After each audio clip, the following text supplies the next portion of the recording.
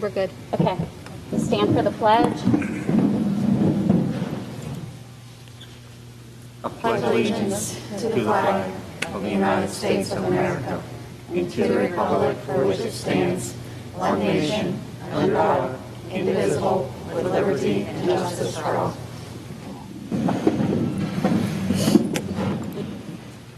Roll call. Mr. Carson. Dr. Sykes. Here. Mrs. O'Rear. Here. Mr. Polakowski. Here. Mrs. Raymond. Here. Mrs. Rhodes. Here. Mrs. Heather Smith. Here. Mrs. Kristen Smith. Here. Mrs. Williams. Here.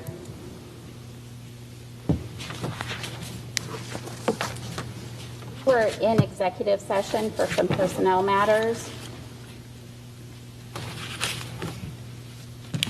Do we have any citizens' comments? We do. Jan Kiefer.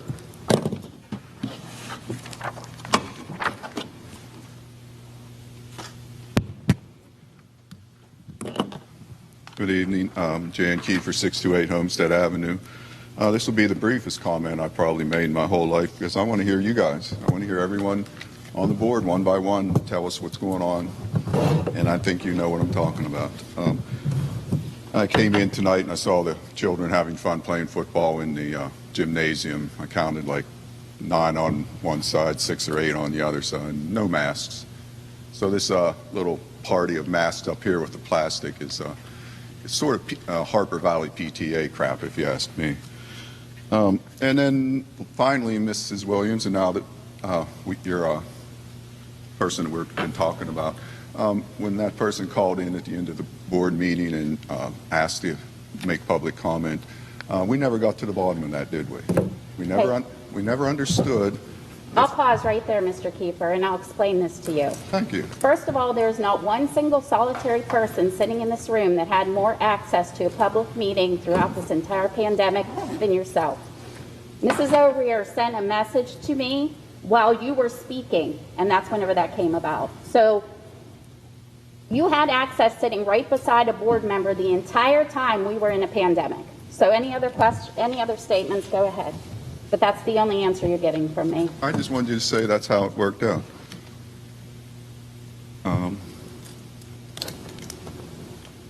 I guess if that's okay with the rest of the board, then that's okay. You know, we'll just sit by. And if it's okay with you to watch the plastic and take your little act of humiliation, that's okay too. But walk into the gym and watch the children play, and let's put plastic around them.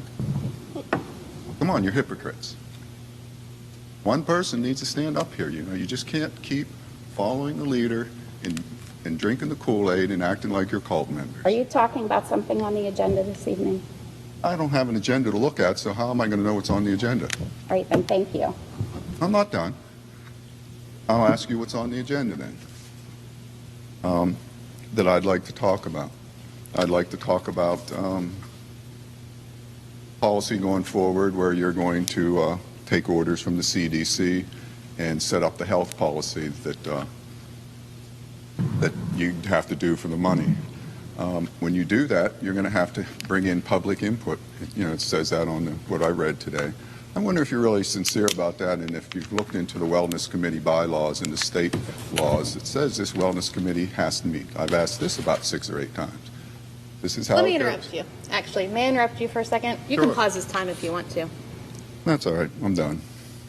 When it comes to the masks, I'm not going to humiliate, make fun of, call names anyone who decides to wear one Right. or not wear one. I agree. Me too. That is my stance. Currently, our school district still has a policy that if you're in here, you should have a mask on. So I am adhering to that rule. I'm assuming it will change soon.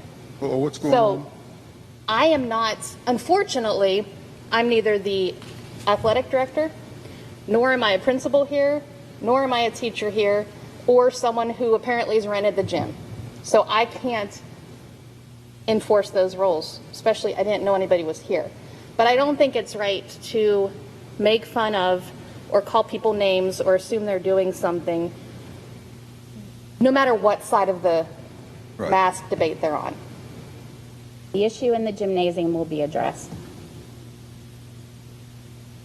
Okay. Good enough. Another one? Kevin Bundridge.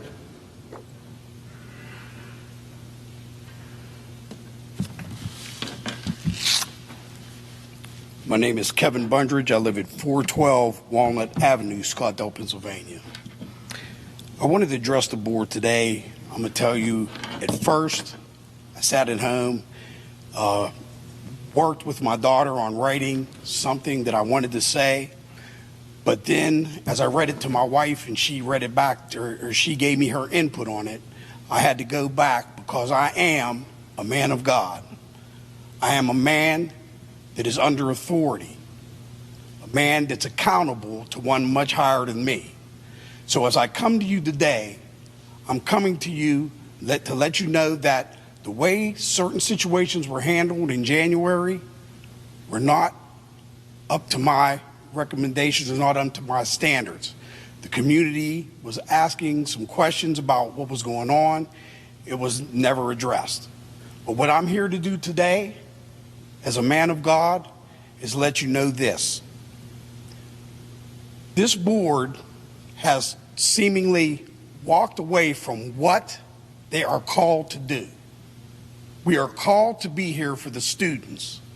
The lack of unity is an embarrassment to not only the district, our community, but it's an embarrassment all around the community. Everybody tunes into our school board meetings as a form of entertainment, and that is something that I am definitely not cool with. We are here to serve our children. I work in this district as intervention security, which means I work with children of every race, culture, color, whether they come to this school from home, whether they come to this school from placement, whatever they come to. I deal with autistic children. I deal with learning support children. I deal with them all, and I treat them all with dignity and respect, just as you should be treating one another with dignity and respect, because of the office that you hold as a school board. I am held accountable to one much higher than me because I am accountable for telling the truth. And I'm here today to tell you the truth, that I'm not happy with the way things are handled. But that's nothing that I can change.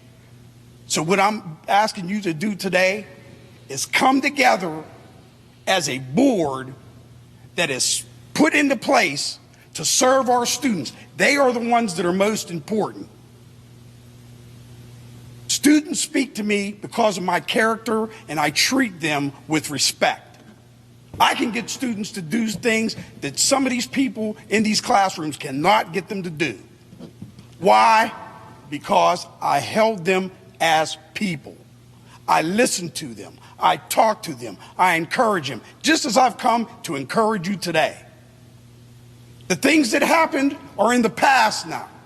But in order for us to move forward, we have to come together as a board, as a community, as a district, to work things out, to make things better for our students. It's embarrassing to see us arguing with one another, and then you wonder why our students argue with one another and can't hold anything accountable because we don't want to be held accountable for anything. We're held accountable.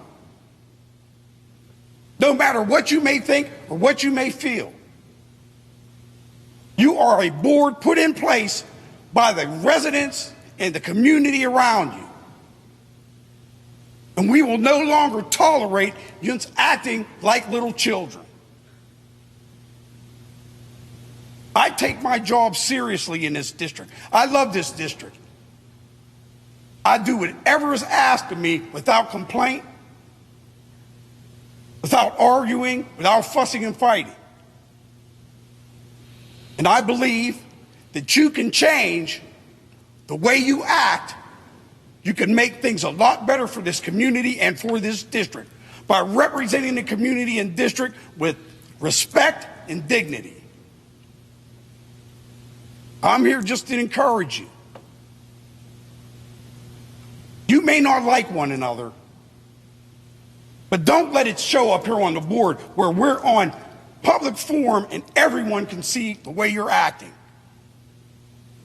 It's embarrassing and it's humiliating.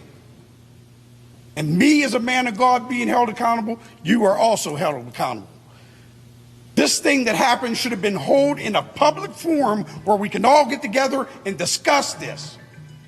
If you're not part of the solution, you're part of the problem. So let's come together and change this district and change this community by acting the way we ought to act. God bless you all and thank you for your time. Thank you, Mr. Thank you. Bondry. Other public comment? No, Mrs. Blair. Okay. Approval of additional ERIP professional employee. Board is asked to approve the retirement of Candy Hawkins and the inclusion of Mrs. Hawkins in the Teacher ERIP 2021. The board is also asked to approve the posting for a 5th grade teacher. I need a motion. That would be as per the formal resolution and the memorandum that are attached, Mr. Oh, Mayor. I'm sorry. Yes, sir. You need to read that. You need to have the resolution read or no? I'll read it to you. Mr. Mashal, read it. Be it resolved that Southmoreland School Board approves entering into a memorandum of understanding with Southmoreland Education Association and District Teacher Candy Hawkins in the form attached below and incorporating by reference permitting her participation in the Early Retirement Incentive Plan for Teachers of 2021, ERIP, and authorizes and directs the President to immediately execute the same and the Secretary to attest thereto. And number 2, the school board accepts a notice of retirement and general releases and waivers letter form of Candy Hawkins and participation in the ERIP. Need a motion. I need a second. I will second. Discussion. Roll call. Dr. Fike? No. Mrs. O'Rear? Pass. Mr. Polakowski? Yes. Mrs. Raymond? Yes. Mrs. Rhodes? Yes. Mrs. Heather Smith? Yes. Mrs. Kristen Smith? Yes. Mrs. Williams? Yes. Motion carries 6 yes, 1 no, 1 pass, and 1 absent.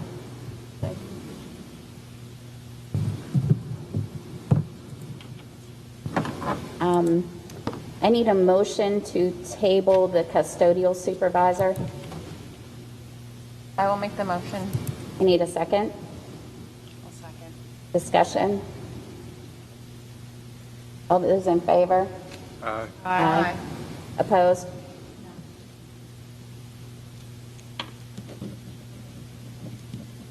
Raquel Sutton. Board is asked to approve Raquel Sutton's official starting date as the middle school principal as June 14th, 2021, with the per diem rate for days worked to be paid up to her original starting date of July 1st, 2021. Need a motion? So moved. I need a second. Second. Roll call, or I'm sorry, discussion. Roll call. Mrs. O'Rear? Yes. Mr. Polakowski? Yes. Mrs. Raymond? Yes. Mrs. Rhodes? Yes. Mrs. Heather Smith? Yes. Mrs. Kristen Smith? Yes. Dr. Fike? Yes. Mrs. Williams? Yes. Motion carries 8 yes, 1 absent. Bus drivers. The board is asked to approve John Grimm and Russ Burry as bus drivers for Quest Transit. I need a motion. So moved. Need a second. I'll second. Discussion. When we approve, like, for say 2 people to, or however many, is that like, we have to approve that before they would get their,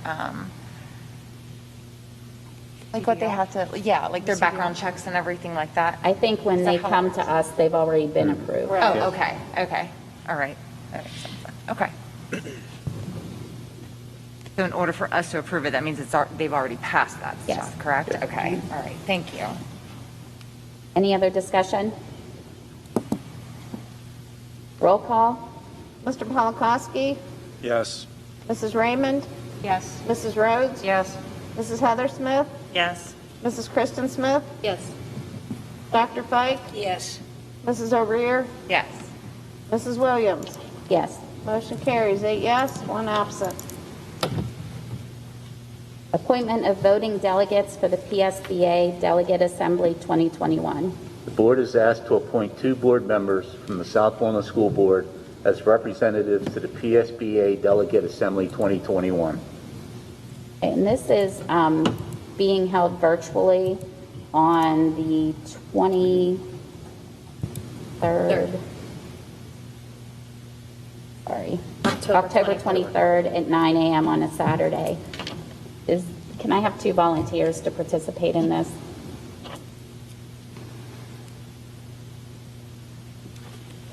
Mrs. Rhodes, would you be willing to participate in that? I'm just going to do that, yes. Okay. I need 1 more volunteer. Anybody?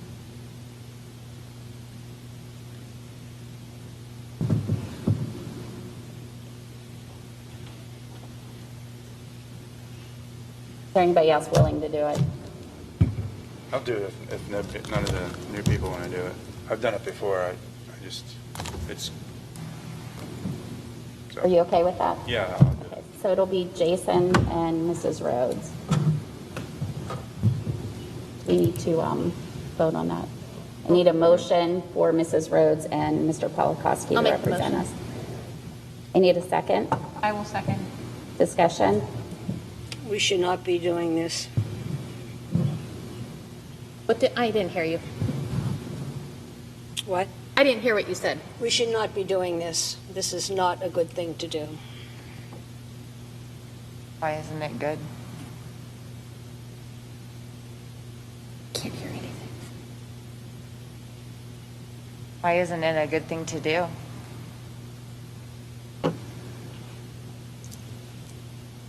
You vote on the bylaws of the PSBA. I don't understand why it's not a good thing Oh, I to didn't do. vote on them, Jason. I think we should have nothing to do with PSBA. I've been very outspoken about that. Okay. Absolutely not. Mrs. Tarzan, will I be contacted from them to? Yes, Oh, the- I will contact them to tell them who our delegates are, and they will be in touch with you. Thank you. I think we had to let them know by July 23rd who our Yeah. delegates would be. Yeah, I will let them know. Okay. Are those microphones on over there? Because I'm having a really hard time hearing Mr. Polakowski and Dr. Fike. Or Heather, I can't remember. Or, yeah. Yeah. They're on. You don't have to have a vote on this because Okay, that's fine. Roll call. Mrs. Raymond, Yes. Mrs. Rhodes, yes. Mrs. Heather Smith, Yes. Mrs. Kristen Smith, Yes. Dr. Fike, No. Mrs. O'Rear, Yes. Mr. Polakowski, Yes. Mrs. Williams. Yes. Motion carries 7 yes, 1 no, 1 absent.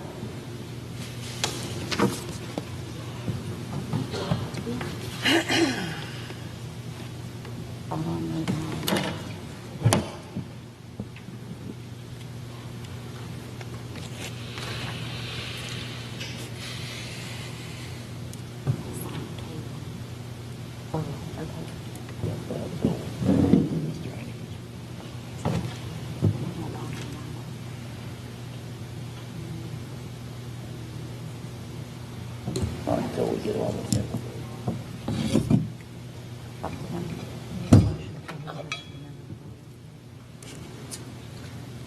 I think they're both on here. They're both on Are here. you going to get on Zoom, Dave? Yeah, I was. Am I supposed to be hearing what you're saying? Sorry, I need 1 second because I need to walk an item on. No, I just blew out of there. Do I need a motion to suspend the rules to walk an item on? Just saying. I need a motion to suspend the rules to walk on an item. Yeah, say with the item. I need to walk on posting a athletic director, a halftime teacher, a halftime athletic director, and reposting the equipment manager position. Yeah. So I need a second, motion to second, suspend the rules. Second. Okay. So, second, Yeah, she moved, she seconded. is there any discussion? going to have to wait for comment? Yes. Well, that's why I figured we would do it Good, now. good, okay. Don't we already have an athletic director? We do. We have a full-time teacher with athletic director after his daytime duties, and we have an MOU from the SEA that is allowing us to post a halftime teacher, halftime athletic director. So we're cutting a half-time teacher. We're cutting half a teacher. Yes. But this was, you're saying this is union approved? Yes. I have the MOU right here.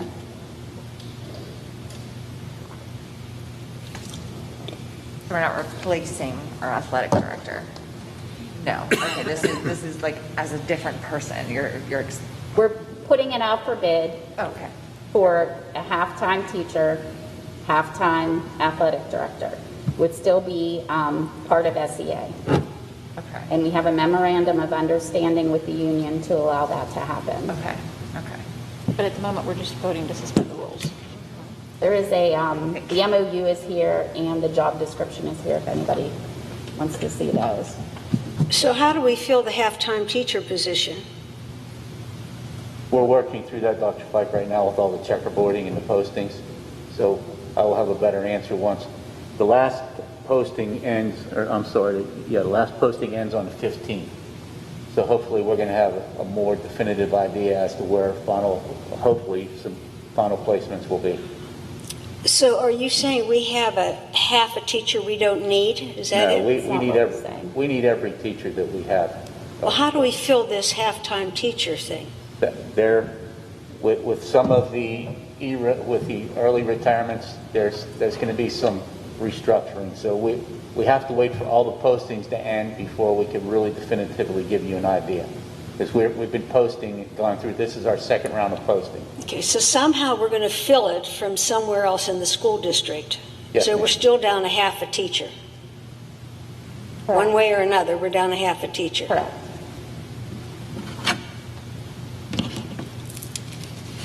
So the duties would be, I know this is a little redundant because apparently that's what it says, but so they would do the duty of teaching and then leave that duty at halftime, go to halftime athletic director. Okay, thank you. Okay.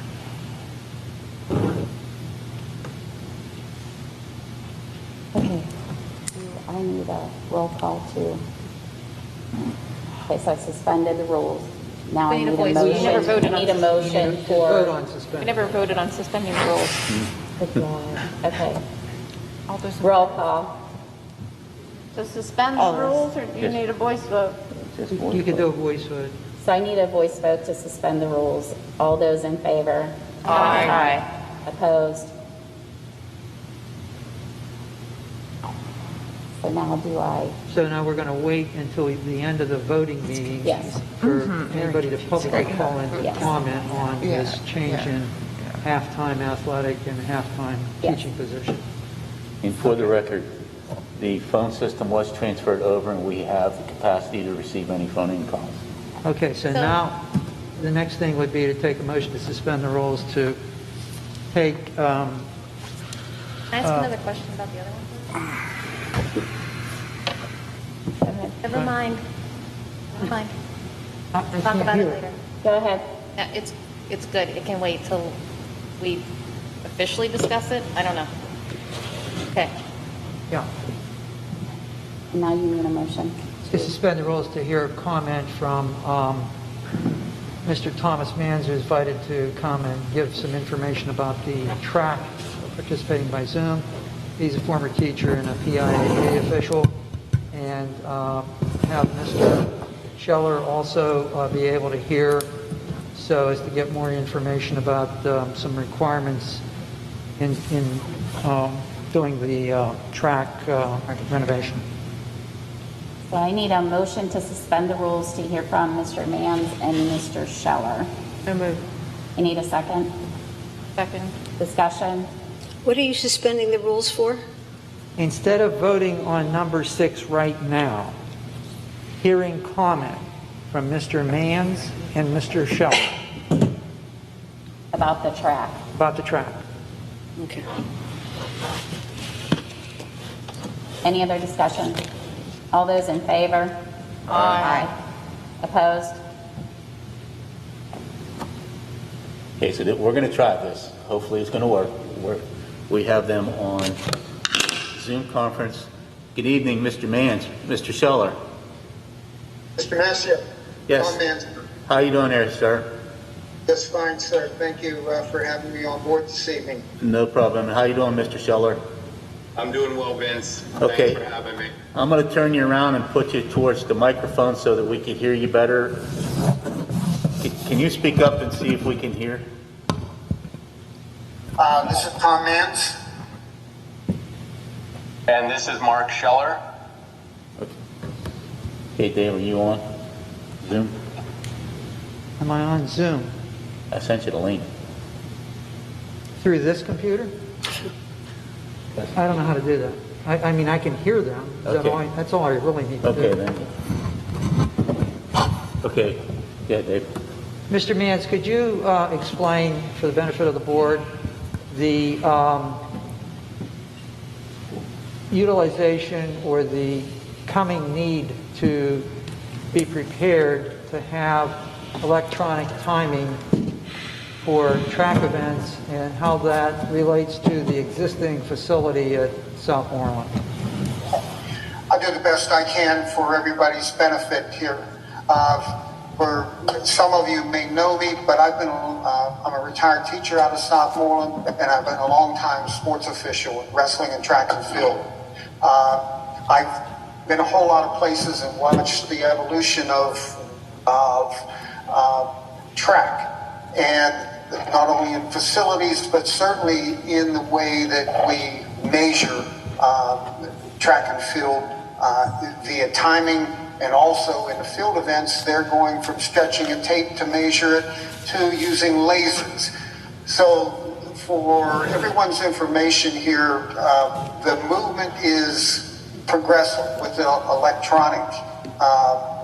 And it is my understanding, as I was contacted by Mr. Patonic and also Mr. Boring regarding your proposals or your individuals, that your contractors that are giving you proposals for upgrading the track facility up there. I believe that it was important that we probably be forward thinking here and potentially moving from use of stopwatches to some electronic timing.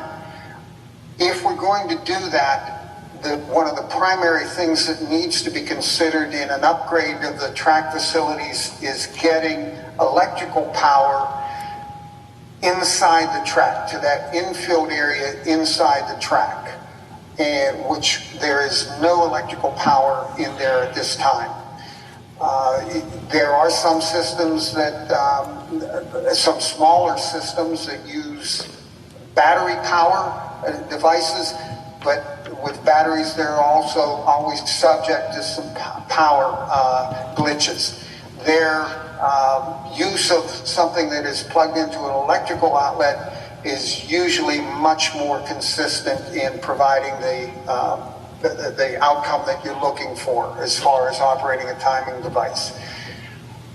I'm aware that through one of the emails that I received, there was a question about one of the contractors said that they could include in the bid a timing device.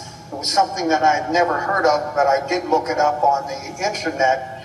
And this smart track package, my assessment is, I don't think this is the direction we want to go. Whatever number of dollar figure was tied with that, I think that your track coaches, along with the athletic director, you need to make that decision on where to go with this. I looked at this system as part of it being battery powered,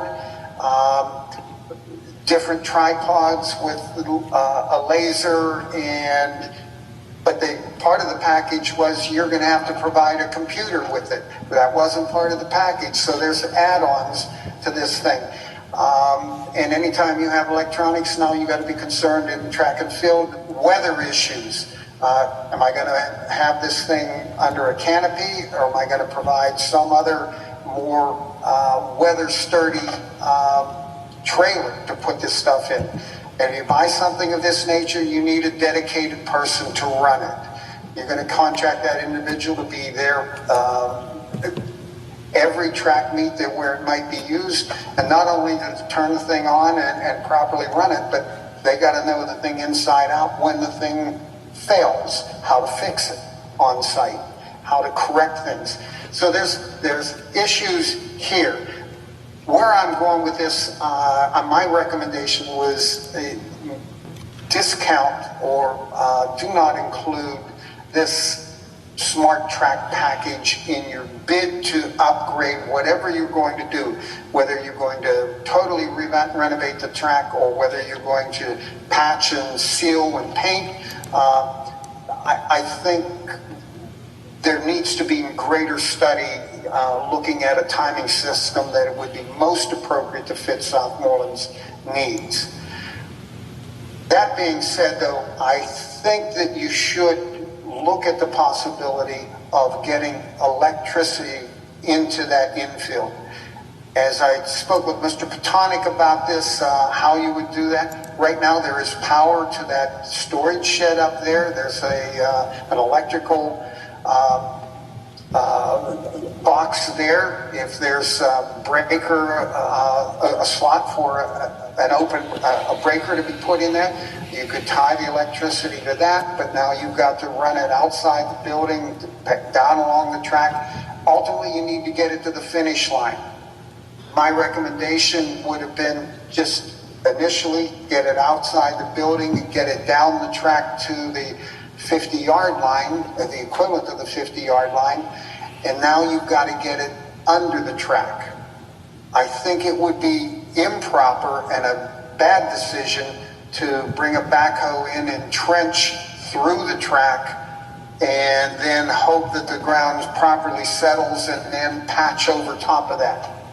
A better recommendation would be to dig a pit on this side of the track, the outside of the track, towards that green cyclone fence. Dig a pit out there deep enough that now you can bring in a horizontal boring tool and drill under the track.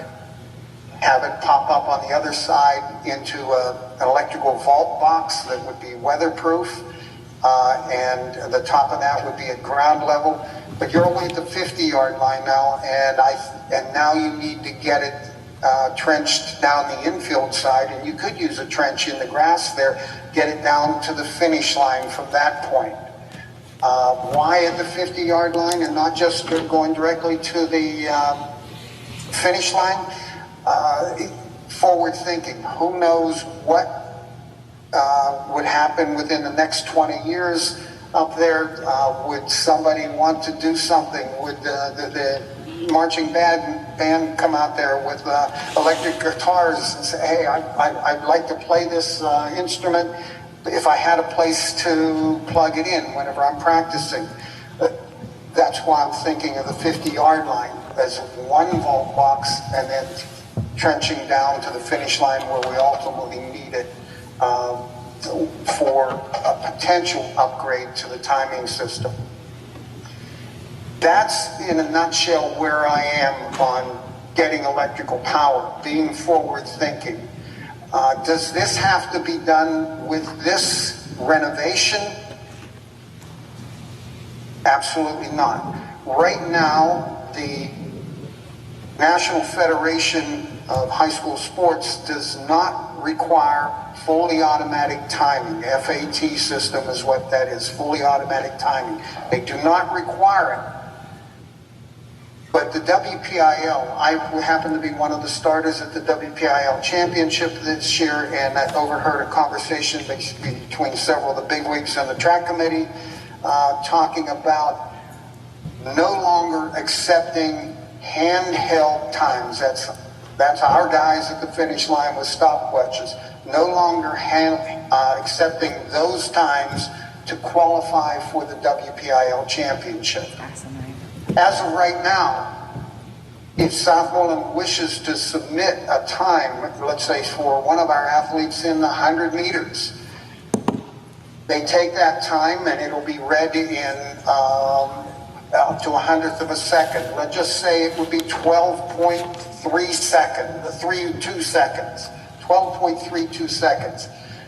They immediately have to get rid of the 100th of a second and round it up. That 12.32 now becomes 12.4.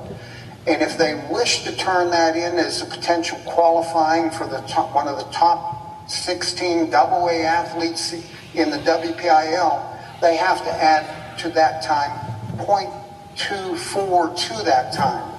So that kid's originally time at 12.32 was rounded up to 12.34, and then adding this other to it, it now becomes 12.64. Is that, I talked with Coach Kiefer, and he said he was not able to use any of the times where athletes competed on Southmoreland's track or any place else where handheld times were. He had several athletes that did qualify to get to the Slippery Rock for the WPIL championships, but those times were recorded with fully automatic times, and both of those times came out of Latrobe at the, I think at the county meet. So, yes, our kids are being penalized by the lack of technology, but you're not forced to go there just yet. And if you're looking for a good system, you're going to spend the best part of $10,000 and plus get dedicated people to run it. That's going to be an expense, but I think the electric is necessary. That's it for right now. I'm open to questions, guys. Does anybody have any questions?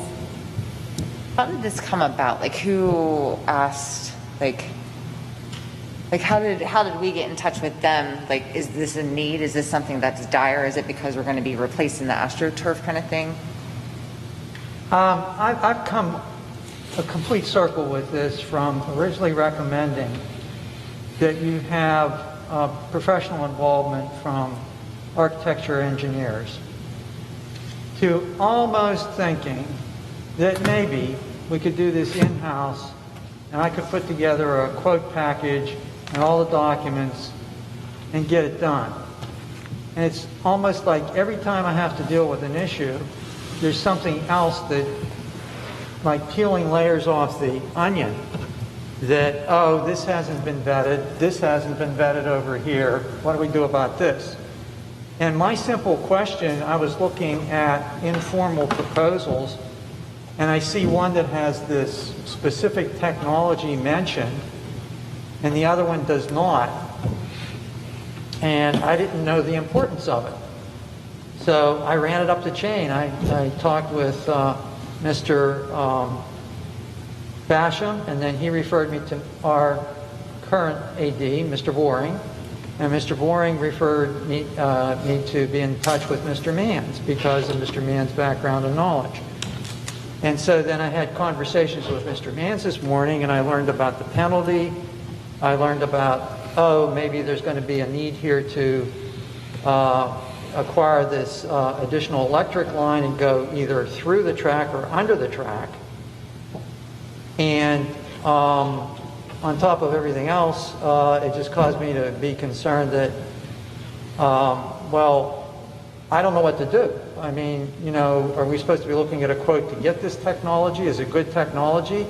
Do you want to spend the extra money to do the electrical line? There's too many unanswered questions here to just go run with this internally, and you hadn't approved with hiring Mr. Eccles Architecture to, you know, do a more, I guess, investigation here about the specifications and the pros and cons of these different things. And so there's concern about, well, who's in charge of what here, and do we have enough information? So I want you to be aware of all these things, and so that's why we're here. And then I wanted Mark to be able to hear this too, because if you get involved with trenching underneath the track, then the question is, from an engineering point of view, how far beneath the track to get underneath the frost line should you be? I don't know the answer to that. I think that's something that would need to be tabled, and I think this is something Well, that kind of insofar as blindsided going with. ahead with informal proposals through co-stars, that's what I'm saying. I don't feel that it's adequately vetted to do that. Now, then the next question is, do you want to go ahead with hiring the architect to investigate this further, along with the administration, about getting all of our, issues on the table with what needs to be done there? I think As I understand it right we need now- to go to like PIAA in order to find out what their actual rules are, because I mean that's something that he mentioned in there of having something like Well, this done. Yeah. I mean, I don't know when they're going to, Mr. Mans could perhaps, I don't know if he's got a crystal ball on when this is going to officially happen or not, but right now you're being penalized. So I'm just feeling really uncomfortable with this, and I wanted you all to be aware of it. May I step back in? Yes, sir. Regarding the need for the electrical conduit to get to the finish line, that need becomes reality when rules change and demand it. Like I said, the rules do not force us to make that decision, but we're seeing a movement in that direction. So I'm suggesting you could be ahead of the curve and go ahead and add this into getting the electrical to the infield side of the track and get it down to the finish line. Or you could drag your feet knowing that if the rules change in the next 2 years or 3 years, now you've got to look at that. And now you've got to come up with that, you've got to rectify that issue right now. You do have a little bit of time, but the fact that you're working on the track and going through this, maybe this is the right time to do this. I also wanted to mention regarding your choice between a total renovation or a patch in some of the areas where, particularly where starting blocks are placed on the track. Those areas are being worn, and those areas need to be touched up more than just a spray-on sealer. There's also some, I'm going to just tell you, some small potholes, if you will, places where the track surface is disintegrated and is gone. And that is on the pole vault runway from, if you will, think in terms of where the pit is and back the runway within the 15 or to 20 feet. That area is showing excessive wear, and to the point now with some of this top coating being missing, if it's deemed unsafe, then Southmoreland cannot vault, and once again, they're penalized and they have to forfeit those points to the visiting team. So make sure that those issues that require patching, at least if you're going to that route to patch and seal and paint, that you include all areas of the track that they're looked at, and make sure that we do cover all of that. Thank you. Thank you. Thank you. Are there any other questions? How bad is our track? How good is it? How bad is it? I think he was just talking about some bad spots that we need looked at. Somebody's come out from one of the companies with co-stars. AstroTurf has come out and just said about recoding. There's a agenda item tonight to hire Eccles to be more involved in the track so that we're sure things are getting appropriately looked at. Because when you go through co-stars, there's no actual, like, you don't put a bid package together, they just come in and tell you what it is. So we're not comparing apples to apples. with the two companies that we have looked at, correct? That was where part of this came up. Well, that's part of my problem. I mean, they're after a whole lot of, I shouldn't put it that way, after some additional questioning, I got some things cleared up with one of them. And that took time. But to answer Dr. Fike's question, as best as I understand it, the current system that is there, which is an asphalt track surface, and over that is the synthetic material, is about 14 years old. I think the life expectancy is around 10 years.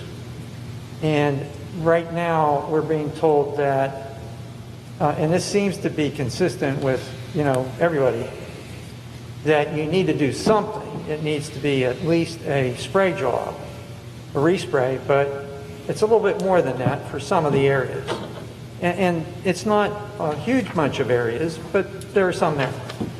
And with that, you get a 5-year warranty, but it doesn't seem like the company, that one company, and I'm still not sure about the other one, is they're not willing to give more than a 5-year warranty. Mm-hmm. So I'm not here to advocate that you go do a total, rip off the surface and put in a new track, but rather, if you're going to do a respray, that all the bases are covered so that you're sure you're going to get a good 5, 6, 7 years out of it. And during this period of time, you're going to get full use of it, not penalize the kids who are, trying to compete with their timing, and be safe. So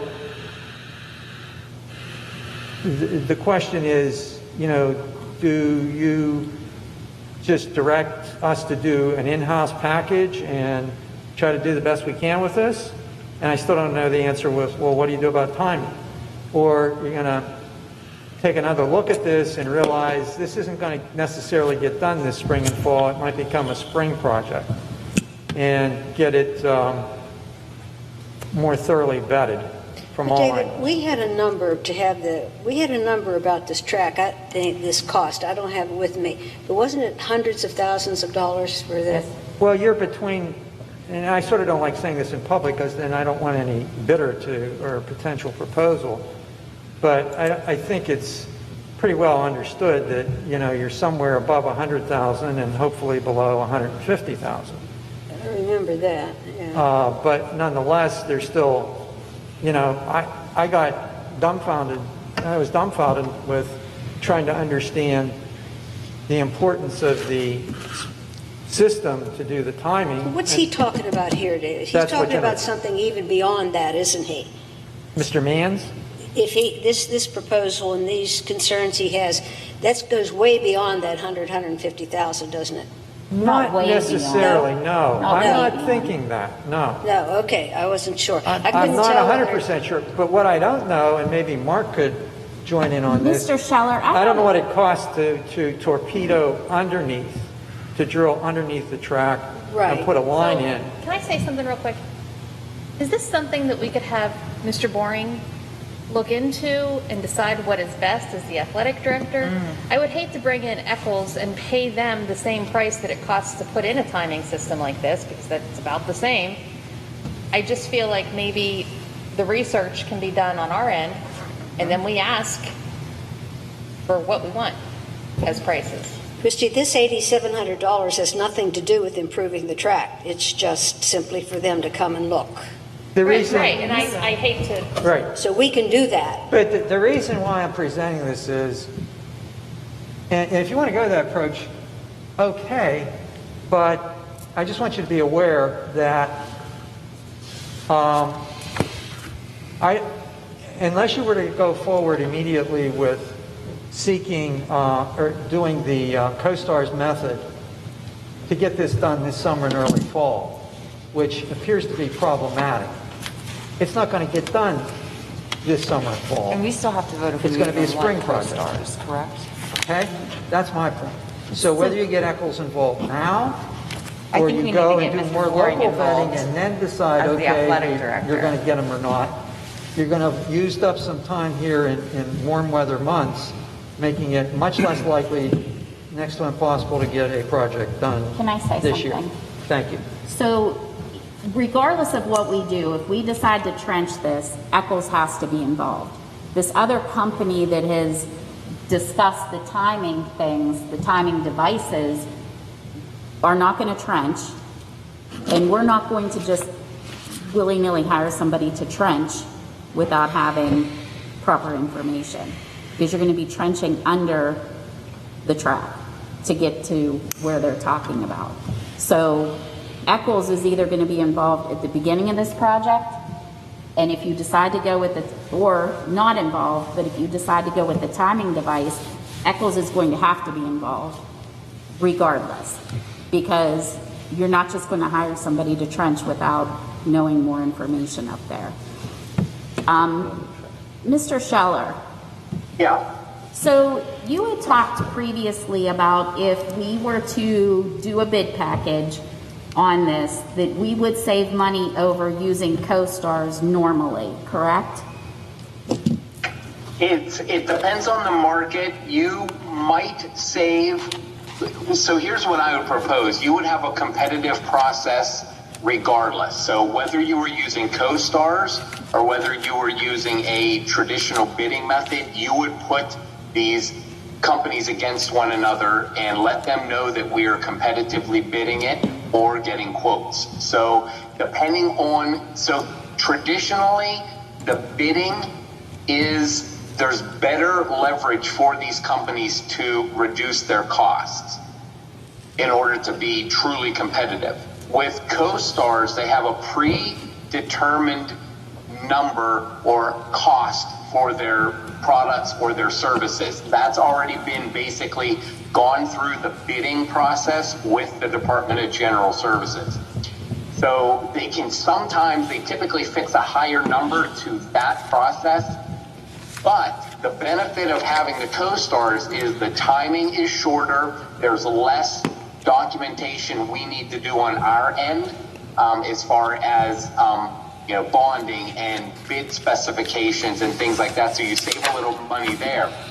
But you also then have the benefit of negotiating further with the CoStars vendor, which you don't have the benefit of negotiating any further if you do the traditional bidding. I just threw a lot of information out there, and I hope that that makes sense. So there's pros and cons of each. I think you would probably,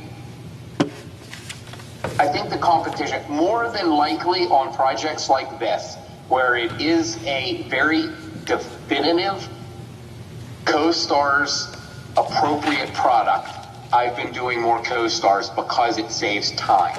And it saves some professional fee because you don't necessarily need to do the true bidding specifications. However, and I have no disrespect for Dave at all, he will want me to do true bid specs, whether I do CoStars for you or traditional bidding. So I'm still going to do the bid specs. So my fee is including all of my services to do bid specs, whether we use a CoStars process or a true bidding process. I hope that helps. So my question is, regardless of whether we end up deciding to go forward with some sort of electronic timing that we need to do this work to the field in terms of getting electric out to the field, does that change the fee with Eccles if we are adding that component to this project?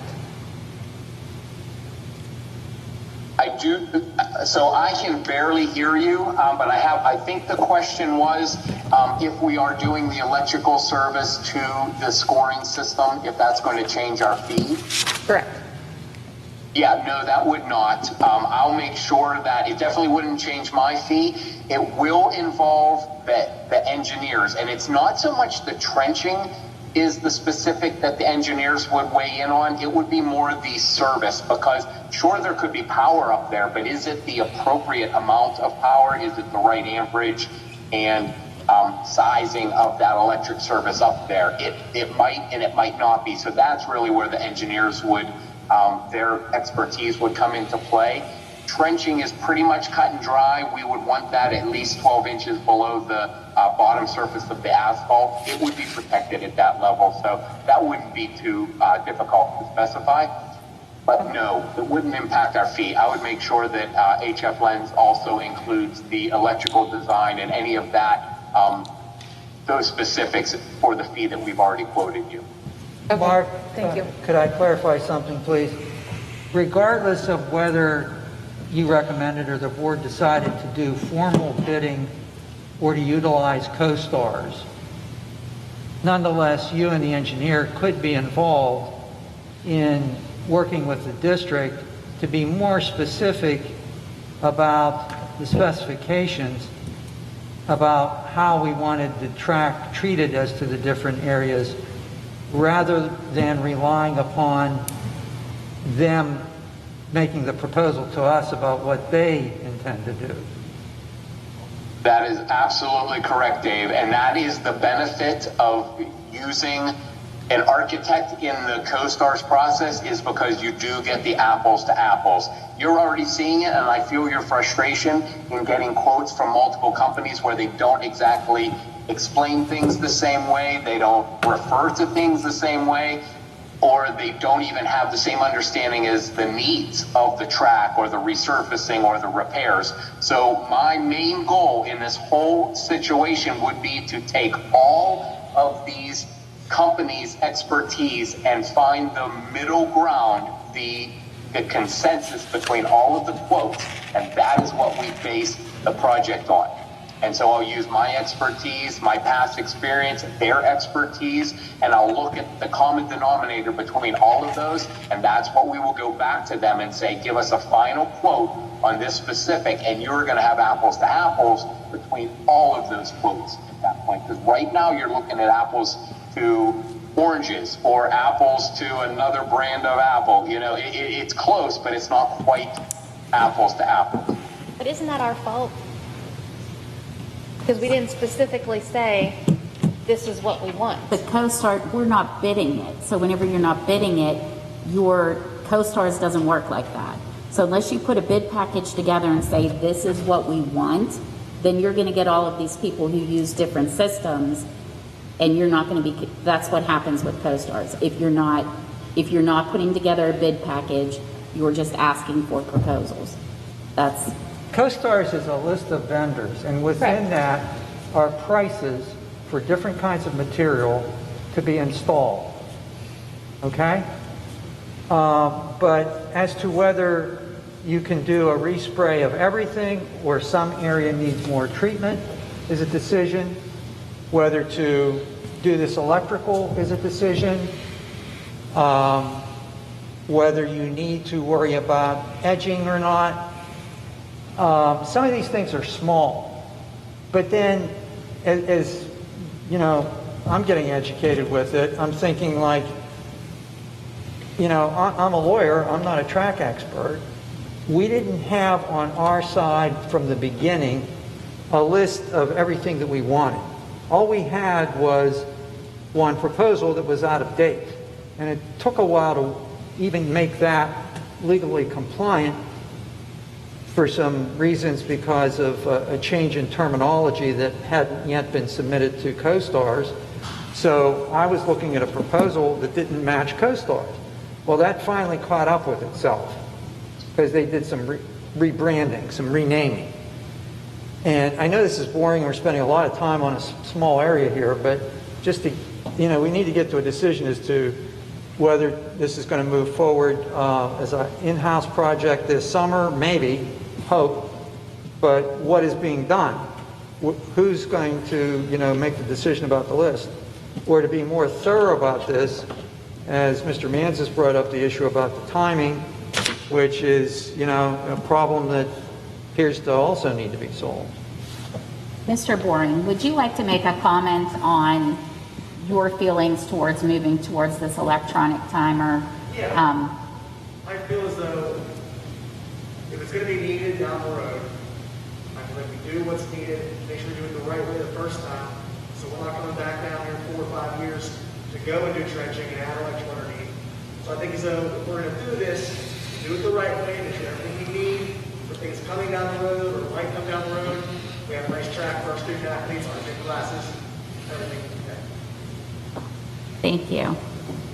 I mean, I agree, it seems pointless to spend all this money redoing the track to basically make it be obsolete in a couple of years. Like that is, what's the point of that?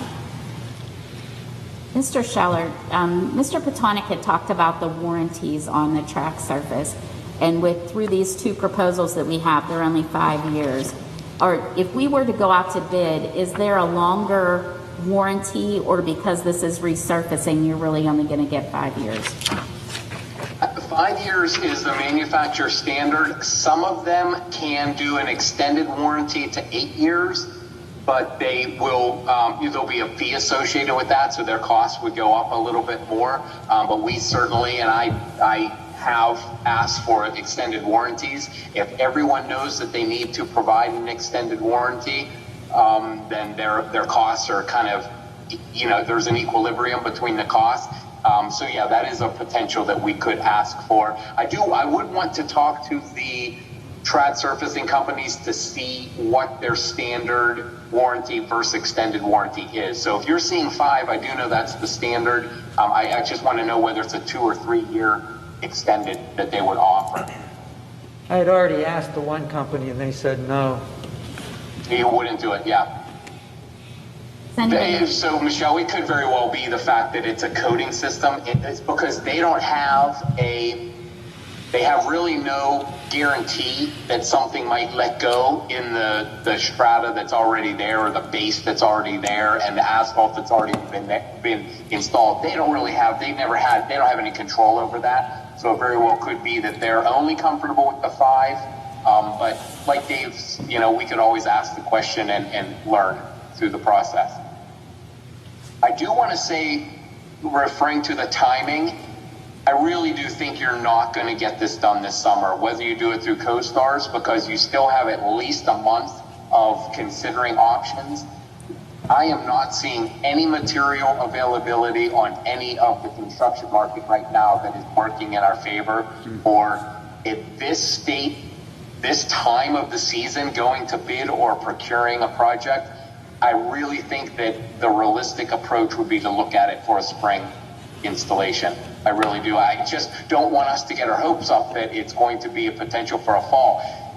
I'm finding that material companies and even contractors are misleading, and they just want you to enter into contract with them, and then they deal with it down the road, and then they deliver the bad news in September that they're not going to be able to complete it. We need to be prepared for that. So a realistic thought on this would truly be to look at spring for the track resurfacing. Which would push us to summer, because spring would be track season, correct? We could potentially do the tennis and do away matches if the track needed to be done in the spring, or we could push it to end of May. Does anybody else have anything for Mr. Scheller or Mr. Mans?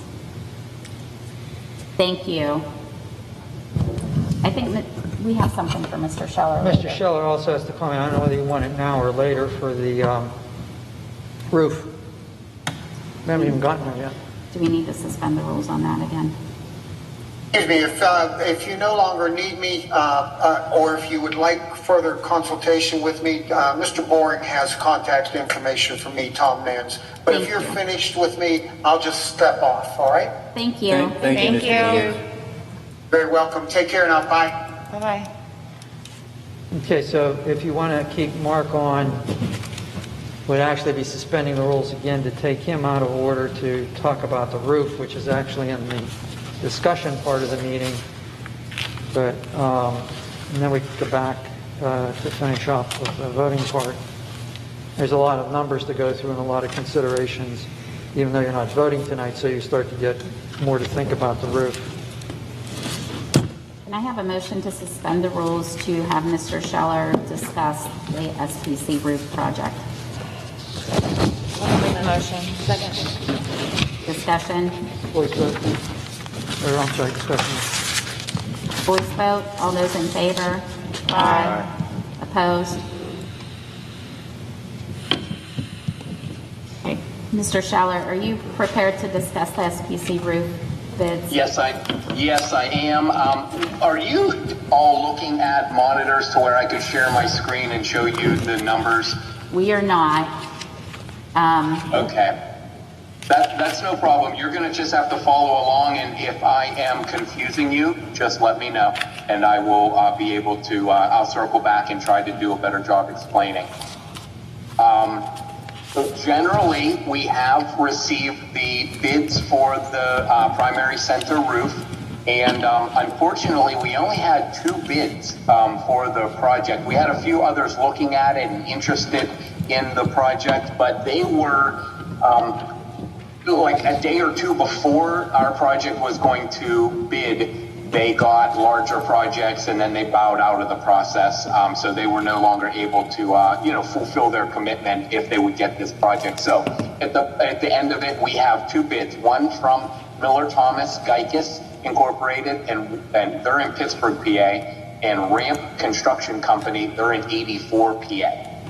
And as you know from our previous talks, we wanted to have a base bid price as well as alternate bid areas so that the board can have some decision as far as how much of the roof that they wanted to do, and if they didn't want to take on the entire project. So it gave you some kind of cost management platform by using the alternate bids. So with all of the numbers, the base bid and any alternate bid scenario, the low bid contractor is Ramp Construction Company. And they are, I've done some research with them. I called them and asked them to make sure that they were okay with their bids. Oftentimes there's clerical issues with their bids and they need to withdraw those. In talking with Ramp, they do not need to withdraw them. They're holding their bids, and so they're comfortable with it, and they're looking forward to doing the roofing project for you. So I'll talk about their bid numbers, and then we'll kind of talk about those a little bit further in detail. But their base bid price is $71,000, and that is the cafeteria and the stage area. Alternate bid area 1 is a large roof portion that is around the base bid area. That's $235,000. Alternate bid area 2 is the most recent addition to the front of the building, kind of towards the road. That's $91,000. Alternate bid area 3 is one of the basically half of the long classroom wing of the building. That's $210,000. Alternate bid area 4 is the other half of the classroom wing. That's $125,000. Alternate 5 is the roof over the kitchen area. That's $30,000. And alternate 6 is the roof over the entrance canopy, and that's $7,000. So those are all the alternate bids. Those are the numbers. But what does that mean when we look at combining those into a overall package? So I looked at 3 options for you, and option 1 is an entire roof replacement, and that is just basically adding all of these numbers together and seeing what that totals. The total of all of the roofs together is $769,000. Yeah, $769, and that is, I want to give you a little reference in our budget estimating. When we were trying to consider how much of the roof to include in the budget, I had estimated the whole roof at about $20 a square foot at the low end of the budget, and that came out to be about $796,000. So this bid was very aggressive, actually, if you look at the market now. The second highest bid that you got was it was $1.1 million for the entire project, and that was about $30 a square foot, where the Ramp Construction was $19 a square foot. And that's the way I look at it. What is their unit cost per square foot? How is that trending in the market? So Ramp Construction is very competitive. This is a very good price for you. So the entire roof is $769,000. The option 2 that I looked at for you is, I knew that you had kind of allocated some budget after your last meeting in the like $320,000 range or the low $300,000 range. I wanted to look at these roofs and prioritize the wet areas and see what we would be able to do for that $300,000 range.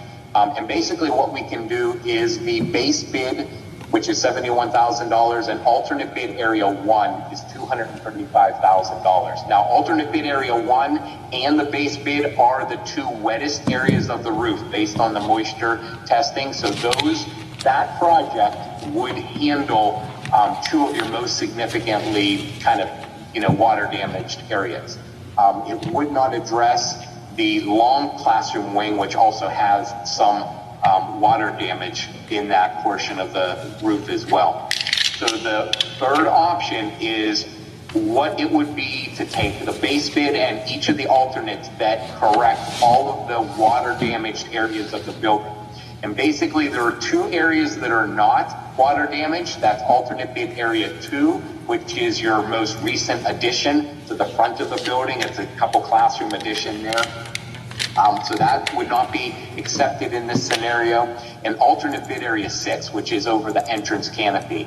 That does not need to be roofed at this point because there is no occupiable space underneath it. So water damage in there is going to negatively affect the structure, but it's not going to get into your building and cause, interior damage, which is the most significant damage that would occur through water damage. So option 3 is base bid, alternate area 1, alternate area 3, 4, and 5. And so that total is $671,000. So just wanted to give you a magnitude of scales, kind of the first pass of these options. And those were the 3 that I looked at for you. The only other thing is if I could show you my screen, I would do that, but I tried to explain, where the water damaged areas are at. We know the base bid is bad because it's over the cafeteria and the stage. In the moisture testing report, that was one of the most saturated roofs, so we would like to have that replaced at this time. Alternate area 1 is also pretty water damaged, and it's also showing signs of cracking. So the top coating is also allowing water down inside of it. If you remember our conversations at the last presentation, we talked about the long classroom area of the building where there is the water damage is in the center portion of that building structure in the width of it. It's because the roof slopes down to a low portion in the center. It's over the corridor of that wing. That's where the water's at. It's in that center portion. But you really can't replace the center portion without replacing the rest of those roofs. So alternate 3 and 4 would be kind of a full replacement of those areas. And alternate 5 over the kitchen, there's some equipment there. There's some walkway pads, and it is also showing some water damage. So that's why I included that.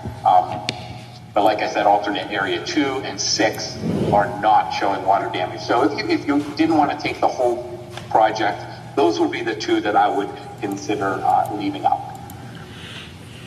So I talked to Ramp Construction and wanted to make sure that they were comfortable with their bids. They certainly were. I said, what kind of challenges are you seeing now with this project as we're heading into heavy construction months and in the summer? He said the main issue is material availability. And there's 2 things that are giving them issues with materials. It's the insulation, the rigid insulation that would be applied underneath the roofing membrane, and the adhesive, which is applied to the bottom of the insulation to attach it to the roof, as well as on the bottom of the rubber to attach it to the insulation. Both of those are showing later in the year fall deliveries and availability. The issue that we have is that most of these roofing companies have had work lined up, as early as February this year. So they're getting material delays, and the material delays then compound their workforce delays. And so everything is just starting to track later in the year. I asked him, I said, are you able to get this in this year before the winter breaks? And he said that he is not going to promise anything, but he said that everything is looking very positive, that, given the size of this and the amount of materials, it is going to become available, and he will be doing the work in the fall while the weather is good. We oftentimes are doing roofs these days up into even mid-December if we have a mild fall and winter. The winter typically breaks in our area, after January, after the holidays. So they typically do work up until the holidays. And every year is different, so it's always hard to estimate what they're going to do. I did ask him, I said, so you understand that if you are working on the roof in the fall, the students will be in the building, the faculty and staff are going to be using the building. He said he does schools. It makes up quite a bit of his workload, and he does this all the time because he's doing roofing in the fall when schools are back in session. He said that his main priority is going to be keeping the walkways and the driveways clear of his materials and his workers' vehicles. He is going to only tear off the amount of roof that he can replace in the day. So he'll take off, if it's 100 squares that morning, he'll do that demolition. The noisy work, he does that before the students get into the building. So if they have to work with lamps and to get their work done between 6 and 8 a.m. in the morning, they do that, and then they do the roofing install after the students and the staff are in the school, because it doesn't make as much noise as the demolition. So he's very versed at working, and he's, kind of promised me that he's going to take good care of the teachers and the faculty to make sure that everyone is happy. And if they are working over a portion of the roof and there happen to be testing that day, he will let them know. And then, obviously they need to work from a certain flow or a certain direction when they're doing the roofs, but he does communicate where he's going to be over the classroom so that the teachers can make an accommodation. So that's the schedule issue. It's definitely not going to be this summer, but we're definitely hopeful that we're going to have a nice favorable fall and this will be done before the end of the year. The next item that he brought up was the fact that if the roof is not done, the entire roof is not done. There's a challenge of the areas between what is being replaced and what is not being replaced. I talked to you at the last presentation about this when we were prepping for the bidding of this project. It's the warranty, and we have specified an edge-to-edge warranty, and that is easily accomplished and maintainable, if the entire roof is done, because the roofers are replacing everything from edge to edge. If they are only doing one alternate bid section and they're not doing the adjacent alternate bid section, that poses a little bit of an issue for the edge-to-edge warranty, because the edge is not a fresh edge. It's going to have kind of a hybrid approach where half of it is over the new roofing that is being replaced, and then the other half is going to be attached through existing roof and existing blocking and substrates that are in place. So the warranty companies, as the contractor told me, he said, they look for every opportunity to get out of providing you a warranty, and this will be one of the things that they will look at and say that we're not going to provide you an edge-to-edge warranty. So, that plays into your consideration on how much of the roof you want to do. We would have to, once we know how much of the roof and if there are contiguous areas or non-contiguous areas of roofing, we'll have to talk to the contractor about how to get you the best warranty. But that would be something that would have to be vetted once we know the scope that you want to award. So those were the things I wanted to tell you this evening. If you have any questions or want me to go back over anything, just let me know. I have a question. If you look at the two proposals down at the bottom, it says option 3. You look at those 5 numbers, and option 3 says repair the most severe areas.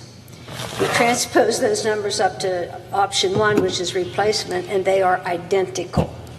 So he's saying that the numbers for the repair are identical to the numbers for the replacement. 5 of the 7. 5 of the 7, if you look at them. 5 numbers under option 3 are identical to 5 of the 7 numbers under option 1. And I'm just confused because when I'm looking at repair of just the most severe areas compared to replacement, the numbers are identical except for the 2 areas that aren't covered. So repair and replacement cost the same. Is that correct? Okay, could someone summarize the question? There was a lot of feedback. I couldn't hear the entire question. I think I understand what Dr. Fike's trying to say. In Dr. Fike, in option 3, That's to repair the most severe wet areas, is the highlighted ones, the green ones. Okay, and that first one, option 1, is to repair Replace, all of them. replace. It's both the same thing. Michelle, I can only hear you, so if you could translate. So she's a little confused on this bid sheet. So at the top, under option 1, Dr. Fife, they're repairing the entire roof. No, it says replacement. Right, entire roof. Replacement. Are you referring to the resolution? No, or to she's Mark? referring to this. So you're The referring replacement. to this graph, it's like a chart. And it With the says colors. option 1, it's page 2, Mark, of your report, but it says Yeah. option 1 is to do the entire roof replacement. Replacement. So if you're not doing the entire roof, you're only repairing certain sections. So that's what he's saying. So we're either going to do the whole roof and replace the whole thing, or you're just going to repair certain sections. At the same price, Michelle, that's my question. Correct, At it is the same price, but you're taking out the sections that you're not doing. You're not taking out much. 5 of the 7 are identical. There's only 2 areas, one's 7,000 and one's 91,000. Right, they're all going to be the same price for the areas regardless of which portions you're But doing. then option 3 should read replace the severe wet areas, right? Option 3 should say replace the most severe wet areas. I mean, it's a... You could word it that play on way. words, I mean, it's yes. the same thing. Because you're taking off the existing roof down to the point of the gypsum, correct, Mark? I can't hear you, Dave. So you're repairing, regardless of which option you're using, whether we're doing the entire roof, we're doing just the base bit in area 1, we're doing the repair most severe wet areas, they're all being replaced at the same, each section is being done the same, regardless of if it's the whole roof or just repairing. So they're ripping it all down to Right the on. gypsum, Yes. every area, Right. in every option, regardless. But And- option three is 80% of the roof, 85% of the roof. At the same price. I'm sorry, Michelle, I don't see repair as equal to replacement. I'm sorry, in my lifetime, if I have a car that needs repaired, that's one thing. If I buy a new car, that's another. I'm not seeing this as if option 3 said replace the most severe wet areas, I could understand Option that. 3 That's is not to what it says. replace the roof. It's not to repair it. It was a poor choice of words when I'm putting these things together. It is replacing. It is, the green sections on the page you're looking at is what's included in your total cost.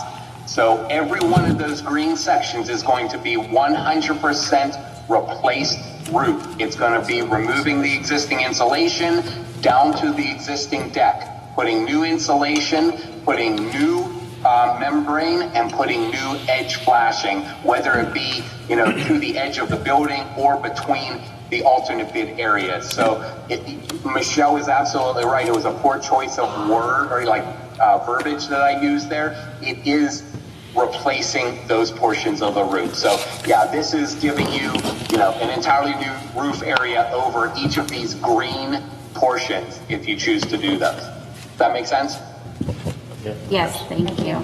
Okay, thank you. Do we have any Sorry other- about that, everyone. That's okay. Do we have any other questions? Mark, can you fix that for next week? Just change those words on option 3, resend it. I didn't hear you, Dave. What? He was asking if you could change the verbiage and resend that to us so that each of those say to replace. So it would say replace most severe wet areas. Yes, I can do that, and I'll do that for option 2, replace base bid and alternate area 1. Yes, thank you. Thank you. Yeah, absolutely. I think Mr. Polakowski had a question as well.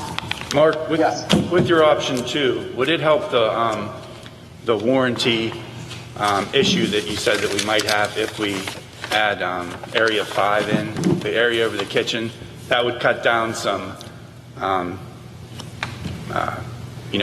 would sort of make our edge to the old section of the roof. There would only be one side of base bid area 1 that would be connected to the the other one for the warranty problem.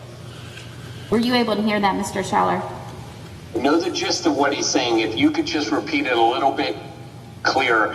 Well, I'll just paraphrase it. You wanted to know that option 2, is that going, if that one is accepted, is that going to make the warranty issue better because of the lack of, like areas in between alternates? Is Yes, that right? but he also asked if we were to add in area 5, alternate bid area 5 for the $30,000, would that make that warranty edge to edge better because we were including more? Yeah, there's only one border on the side Right. of area A. It's not really an issue between 5. Your main issue is between area 1 and 3 and 3 and 4. So 5 has a little bit of, it has a step down, so that is a wall to roof situation where it's not like a curb, Jason, on the roof. Okay, So alternate bid 5 is lower than the rest of the roofs. that answers So it. your Thank you. main issue where I think the warranty would be challenged is your area between alternate bid 1 and 3. There's a little bit of it that touches there. Your base bid and 3, there's a really low curve there between the base bid and area 3. And then there's a little curve between area 3 and area 4 that is the challenge. I think the best warranty issue would be option 3. Because you are doing contiguous. Granted, unfortunately, it comes with a much higher price tag, but that would be your best scenario. I have a question. Is it possible to also find a third bidder? Because we're going from we have a high bid and a low bid. We put this out and we didn't have anybody else bid on it. Only You would 2 have to people did. reject all these bids and rebid. What do you say? We have to reject them and then in order rebid. for that to happen. Yes. And we've just put these bid proposals out there, so that's right, like we couldn't do that. Does anybody else have anything for Mr. Schaller? Yeah. If you're going to rebid this, at this point, you would need to change something material in the bid spec so that it wasn't just a rebidding, because everyone knows the numbers. Right. And traditionally, when I rebid a project, and even if I change just a minor thing, the rebid usually yields higher numbers. I don't know why in the market it does that, but it does typically penalize my clients for rebidding a project for whatever reason. But unfortunately, I do want to share that tidbit of info that, there's just not a lot of people that want to do this type of roof replacement as well. There is a coal tar pitch underneath most of your roof, and it is very hard to pull off. It's very hard to kind of remove that area. It's stinky, it is nasty, it's sticky, and in talking with these 2 companies that did provide bids, they said that they figured that it would be a challenge for some people to want to do this project, and I think that was kind of realized with the lack of interest in the project. Can we have, I guess maybe what you may have said earlier, could we have different options? Like if we didn't want to do just say option 2, we could do an option 4 where it adds another alternative area than you have listed? Than you have listed in your options. I think she means, could we do different combinations Yes. of the areas besides what you have listed as your options currently? Yes. Yeah, you can take whatever combination you want. I tried to, and you have the document that shows you where the wet areas are. So you can take any combination of roofing you want. These were just 3 that I looked at. One was, the whole project. One was to hit your $300,000 range. And then one was to do just the most wet areas. But yeah, you can take any combination you want. Okay, thank you. Does anybody else have anything for Mr. Schaller? Thank you, Mr. Scheller. Thank you all for your time, and I will revise these, and you'll have them for your meeting next week. Thank you. Thank you, Mr. Scheller. All right, thank you all. I'm going to sign off unless you need me to stick around. No, I think we're good. Thank you. Okay. Thank you so much for putting me on. I appreciate it. Thank you, Mark. All right. Good night, everyone.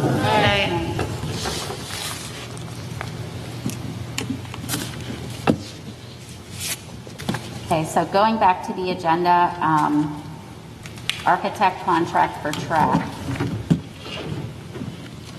Sorry, I'll give you a second.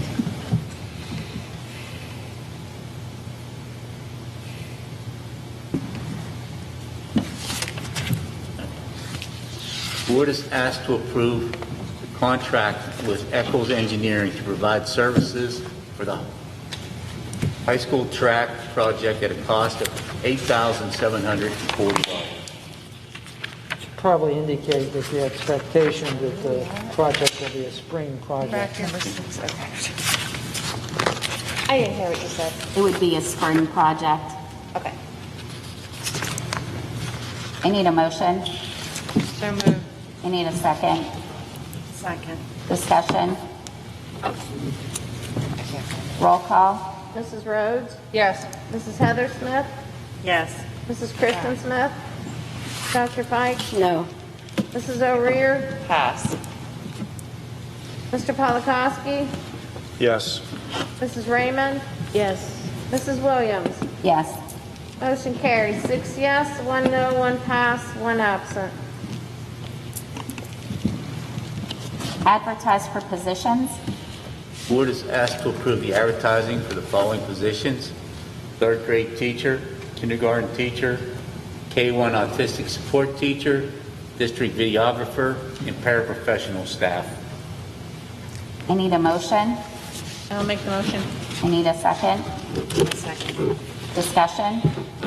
Are we adding in the one that we just, It'll be separate. it'll be separate, okay. And this is to advertise, so these positions, some of these positions are still posted. Till the 15th, but then they'll be advertised. And then from those positions, if we have more checkerboarding, those will automatically be posted. They'll have to be posted then. And then what isn't filled, we can go ahead and advertise right away, correct? Like, we don't have to keep, Yes. the union is aware that that's happening. Okay. Any other discussion?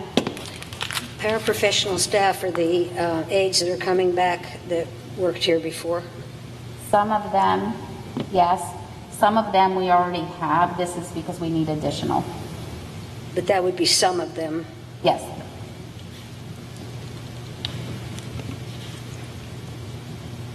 Any other discussion? Roll call? Heather Smith? Yes. Mrs. Kristen Smith? Yes. Dr. Fike? Yes. Mrs. O'Rear? Yes. Mr. Polakowski? Yes. Mrs. Raymond? Yes. Mrs. Rhodes? Yes. Mrs. Williams? Yes. Motion carries 8 yes, 1 absent. Part-time substitute custodians? Board is asked to approve the advertising for part-time substitute custodians. You need a motion? So moved. You need a second? I'll second. Discussion? So What salary are you advertising? It would be the salary that's per their contract as of right now, till we have an MOU to change that. Do we have one right now? We don't. We do not. Okay. Okay. Maybe we could work on that Wednesday. I thought we weren't going to change the part-time one, we were going to change the substitute one. Substitute custodians. I It have says no part-time idea, Jason. I have substitute. no Yeah, idea. but we're not going to change the part-time custodian rate. We're going to change the substitute custodian rate. It says Part-time. But anybody who substitute. applies, that's the first question they're going to ask. So what's the pay for this person? What I is think okay, so if we're not changing the substitute rate, but we are we're changing the substitute rate, but not the part-time substitute, or part-time rate, but what is a part-time substitute then? Didn't you say 950 or something, Christy? But we have I'm sorry, part-time I- custodians, and then we have substitute custodians, and those are different pay rates. What's the pay rate for substitutes? $9. Substitute custodians, $7.20. I believe the cafeteria substitutes make $9 an hour. So I think that we should be the same, is my opinion. But I'm trying to understand what a part-time substitute is. Isn't a Because that's substitute? taking two positions and combining them. That's kind of why I was asking. Yeah. Is a substitute by, like, isn't it just part-time, and like being a substitute makes you part-time? Is it redundant to If say we're- part-time Right. substitute? Does that make sense? I believe it's 1509 for a starting custodian, whether they're full-time or part-time. Oh, okay then. But this one appears to be a part-time substitute custodian. So is it part-time / substitute? Is it a substitute who's only going to work? For a part-time. The last time we talked about it, Christie, it was like $9.50 an hour or something like that. So this would take it up to $15 an hour if you use this scale, Well, right? I don't know what this job is. So I don't know what this means. My impression of reading it, when I read it, I thought we meant a substitute who would come in on an as-needed basis that would be part-time I'm despite its concerned that the nature. term, Jason, do you know, is the term part-time a misnomer here, that it shouldn't be in this resolution? It just should be substitute? I'm doing this from memory. I don't have the contract in front of me. I would assume. I'm not sure. I just know from talking to Mr. Masha previously that we were going to hire part-time custodians. But couldn't, And we also do not have substitute substitute custodians part-time? either. It's different. Yes. So, we have no part-time custodians and no substitute custodians as of now. Okay. Okay. All right. Oh, okay. Okay, So it's actually two different classifications. So are we looking for somebody that's, Okay. that would come on in as an as-needed basis, but wouldn't technically be on the schedule? Because that would be, a part-time person would be on the schedule. Correct. Don't you think before you advertise, you have to have a solid number to offer? we have to have a solid description first. I think it's craziness to It was an error. It's substitute custodians. Okay. And they're- So that's the It shouldn't be minimum wage. part-time. That's $7.25. Which just I think is spoke to wrong. Mrs. Guy. I think that, I don't understand why we have to have, well, it doesn't matter, but I think that the pay should be more than minimum wage. And I know we talked several meetings ago about having an MOU with SCIU to do this, which I don't think is necessary. I'm wrong a lot. But I don't see, no one's going to say, let me do this for minimum wage.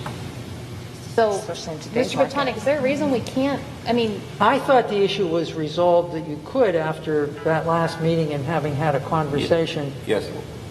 I thought that the union had gotten back to Mr. Masha that they didn't have an objection to this. So Okay, you have one I'm a little bit part-time out of sync with what the Right. answer to that is. All right, thank you. Because that was my last memory of this. Mr. Masha, did the union get back to you with, Mr. Botonic thinks the union may have gotten back to you, that they don't have a problem with us increasing the substitute? No, I did not speak, I did not get any of that indication from Mr. Feld. Okay, so can we So make that's it, still, you asked the question but never got an answer? We or never what? talked about substitutes, did we, Mr. Jason? Feld has never addressed it. So he sought That's the never come answer, up. but so can they haven't we- responded one way or the other. No. Can we make a motion to advertise following your meeting on Wednesday where we set a new rate with the union, whether that's through contract or through MOU, before we advertise? I mean, when we advertise this, I don't think we're putting out there we've never really put out there a salary. So we could advertise and have this resolved by the Well, I time just we said what have. it was. Sorry. Right, but I mean, by the time we have this resolved, then we would be interviewing. We would already have advertised and have candidates or whatnot.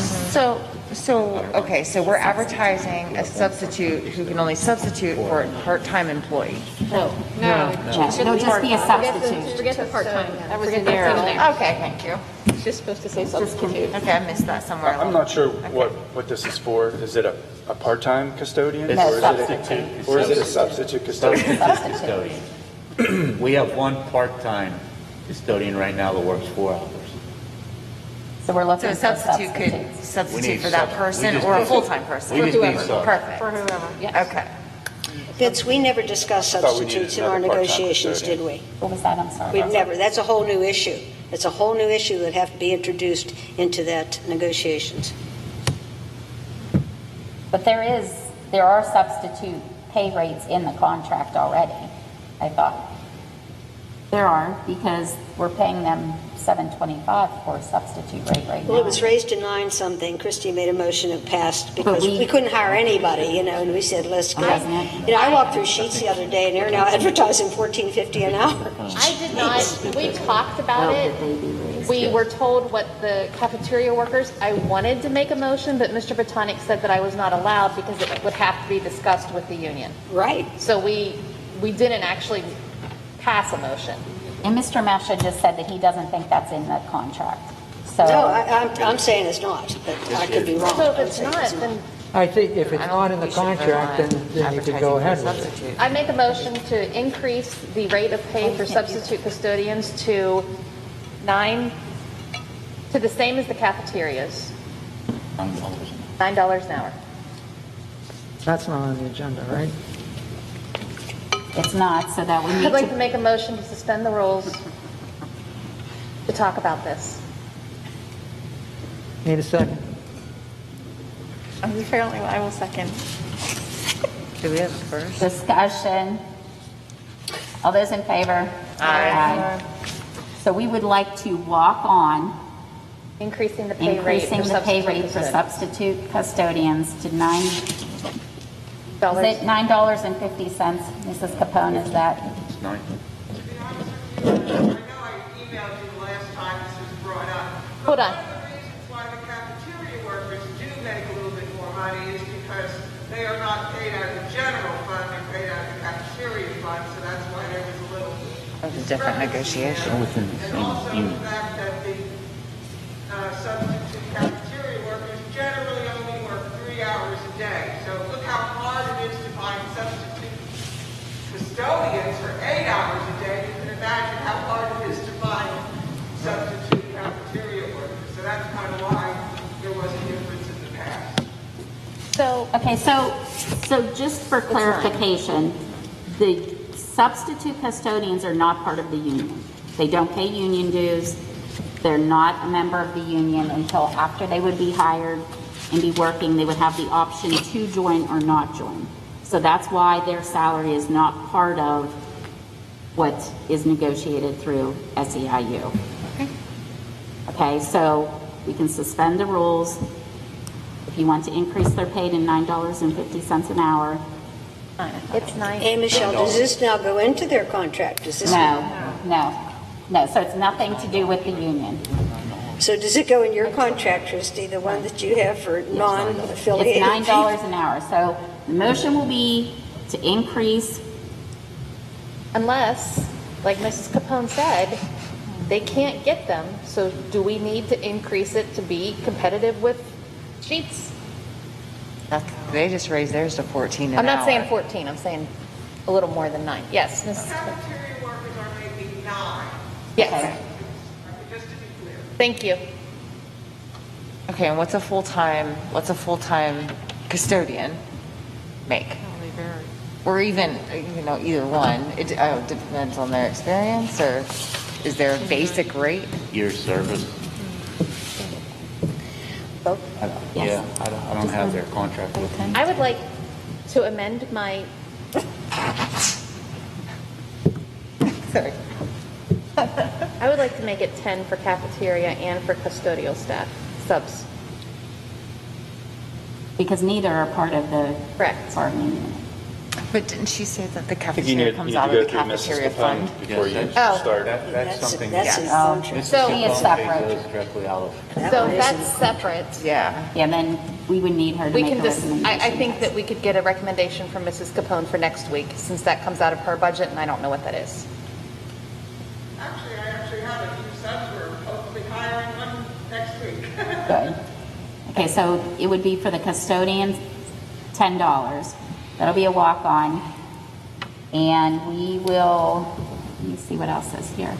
So we'll take a 5-minute break. If anybody has any, wants to call in for the substitute custodian rate or walking on the athletic director. I also wanted to amend what I had said about the athletic director because I get this wrong every time. Technically, this person would still be a full-time teacher with a reduced teaching schedule of no more than 4 teaching duty periods fewer than a regular full-time teacher. And they would also be receiving the supplemental for athletic director. And Mr. Masha can read this MOU before we vote. Did you say they get a full-time teaching salary plus an additional salary, but they're only teaching half a day? They're teaching 4 less periods a day, yes. Half a day.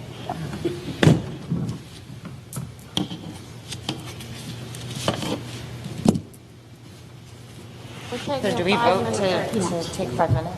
Do we need to vote to do that? No, we need to vote for the. Oh, I'm sorry, we need a motion to recess for 5 minutes. I'll make the motion. I need a second. All those in favor? Aye.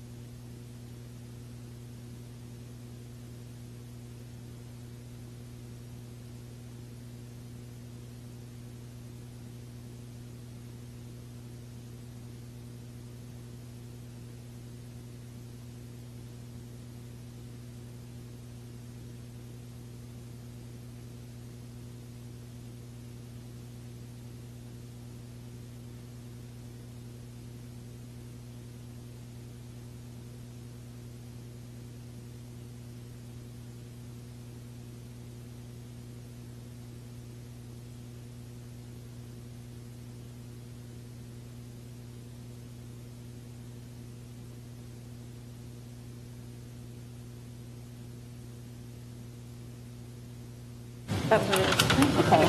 I need a motion to go back into session. Make a motion. Second. All those in favor? Aye.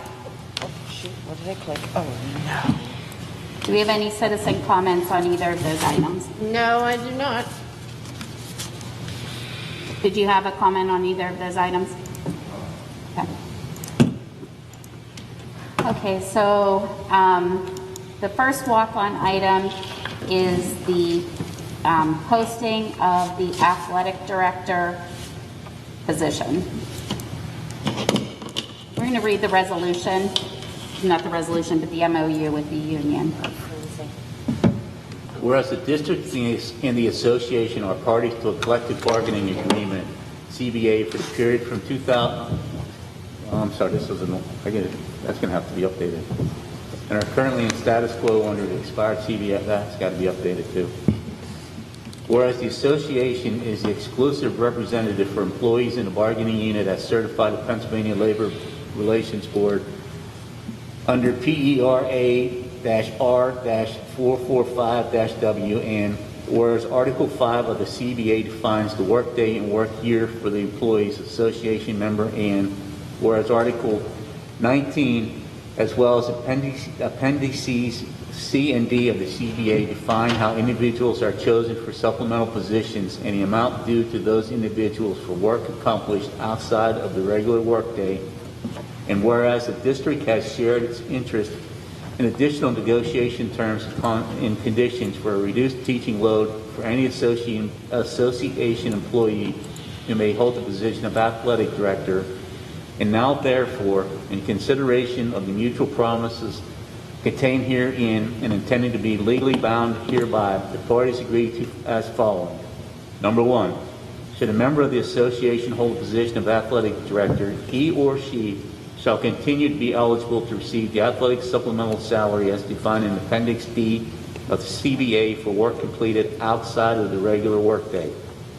Number two, when an association member holds the position of athletic director, he or she shall have a reduced teaching schedule of no more than 4 teaching duty periods, fewer than a regular full-time teacher. Number 3, the reduced teaching schedule shall result in no loss of compensation or year of service for PESers for the association member holding the athletic director position. Number 4, the association member holding the athletic director position shall be considered for the purposes of the CBA to continue to be a regular full-time teacher for all clauses in the CBA. Number 5, any violation of this MOU shall be subject to the grievance procedure outlined in the parties' CBA. And number 6, the MOU represents the parties' full understanding and hereto acknowledges the parties are entering into it voluntarily. That would be all. Thank you. So I need a motion to post. Yep. I need a motion to post that position. I'll make the motion. I will second. Discussion? We're going backwards in time. We did this before. We know what the repercussions are. This board made it very clear that they wanted no cut in teaching time, and yet here we are voting to cut a half of a teacher. I don't understand. I cannot understand why this is happening. Are you approving the MOU also? So it's not, it's a modified schedule, correct? It's Yes. not cutting half a teacher. Right. Yes. Is that what you said at It's the a end? non-full. Yes. Okay. There's errors in the MOU. We got to get it updated. Well, I mean, you could, approve it subject to those changes, because right now you're posting, but you still haven't approved the MOU. So it would be to, Oh, I see you're right now. yeah.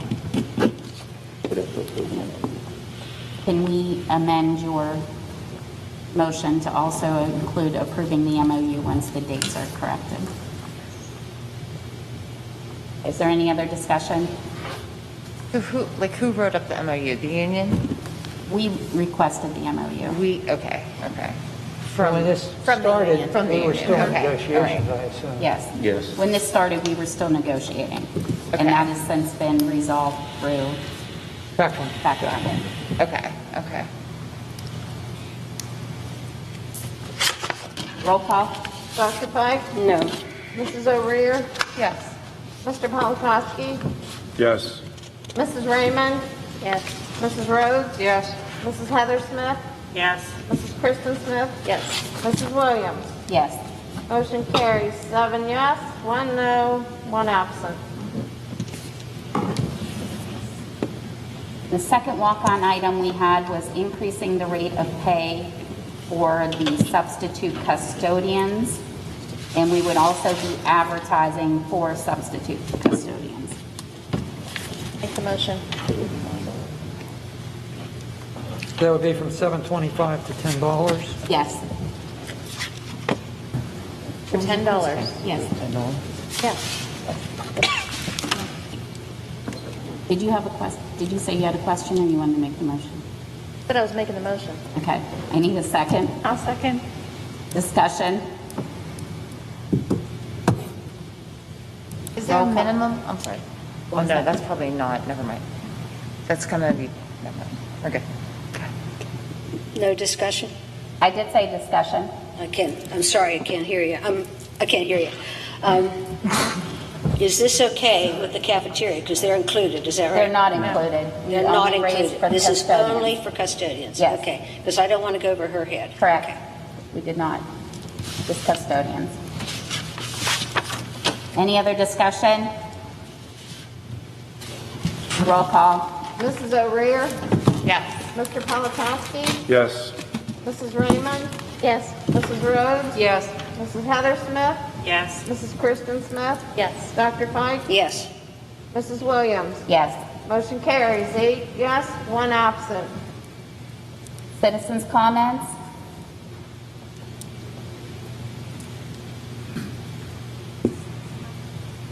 Good evening, Jan Kiefer, 628 Homestead Avenue, Scottsdale. I wanted to build on Kevin Bundridge's board unity. Another way I would say that is if you could walk a mile in another person's shoes, or if you could empathize with someone's views that aren't yours. And what we have here are 8 alike ideologies, more or less, and then we have Dr. Fike. And I could probably include myself somewhere other than those 8 ideologies. But that's okay. You know, that there's strength in that diversity, and it can be healthy. And you know, I will do my part to change my tenor. You know, I think that's a big going forward step here. We'll see how it goes, but I'm not going to change my convictions, nor should anybody else.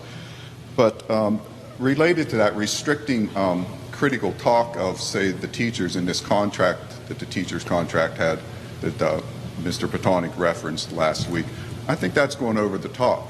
You know, we don't want to be censoring ourselves. We don't want to be holding ourselves back. I would not sign a contract with that in it. It's just disingenuous to be a representative and be handcuffed like that. And it's an embarrassment to me. And I would also then just add that I think Mrs. O'Rear passing on certain votes is a good thing. You know, if I was up there, that was my plan, that until I got up to speed, if I wasn't sure, I was going to pass on it. And if it was a critical vote, 4-4 or something like that, then you might have to take your time and not pass on it. I want to get back on the health thing, and then my main election thing I'll finish with. On the health thing, you know, it's coming up. Your documents call for public comment. I want to know what your plan is to get that public comment. And just to show you how valuable you need people that aren't in your orthodox group think. When I watched the graduation online, I thought if the first person comes through that line, the first student is spreading, they're going to spread it, they're going to shake 9 hands, and the next person's going to come by, and you've done a complete undoing of a year of torture, of shutdowns and lockouts and masking and 6-foot rule especially was just, you inverted all the philosophy that you were working on in that sense. So, is that my time? No, not yet. I'm sorry. So I expected to come up here tonight and before the meeting started to hear a full expose on what's going on with the election. If that's not going to happen, then I'll do a monologue if I have to.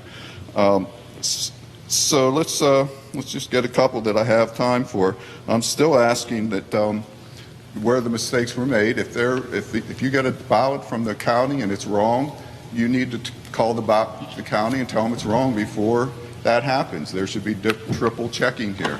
I don't know these answers. No one knows them. Mr. But Kiefer, just can I answer a couple questions before you go on? yeah. So we don't receive a ballot from the elections office. That doesn't happen. We were informed that we weren't informed. We were informed that the seat was not on there in March, and we immediately, the board, Mr. Botonic, immediately called them and said, what can we do to get this position on? We sent the letter when we were supposed to, saying that we needed the 2-year position on. They were informed. We were told that something happened and it wasn't put on there. So they told us at that time that what we can do, what they will do, is for the next election, the Democratic Party and the Republican Party will each submit one person. The general election. For the general election, Once the they primary will is each over. submit one person, and those 2 people will run off. That is what's in state code as to how to handle something like this when it happens. It was not on us. It was not on anyone who sent the letter. If you noticed in the newspaper, there's some news about elections and things that have been going on with not just our district. So that's where we're at. But we have known, I know I've told so many people that there was a mistake.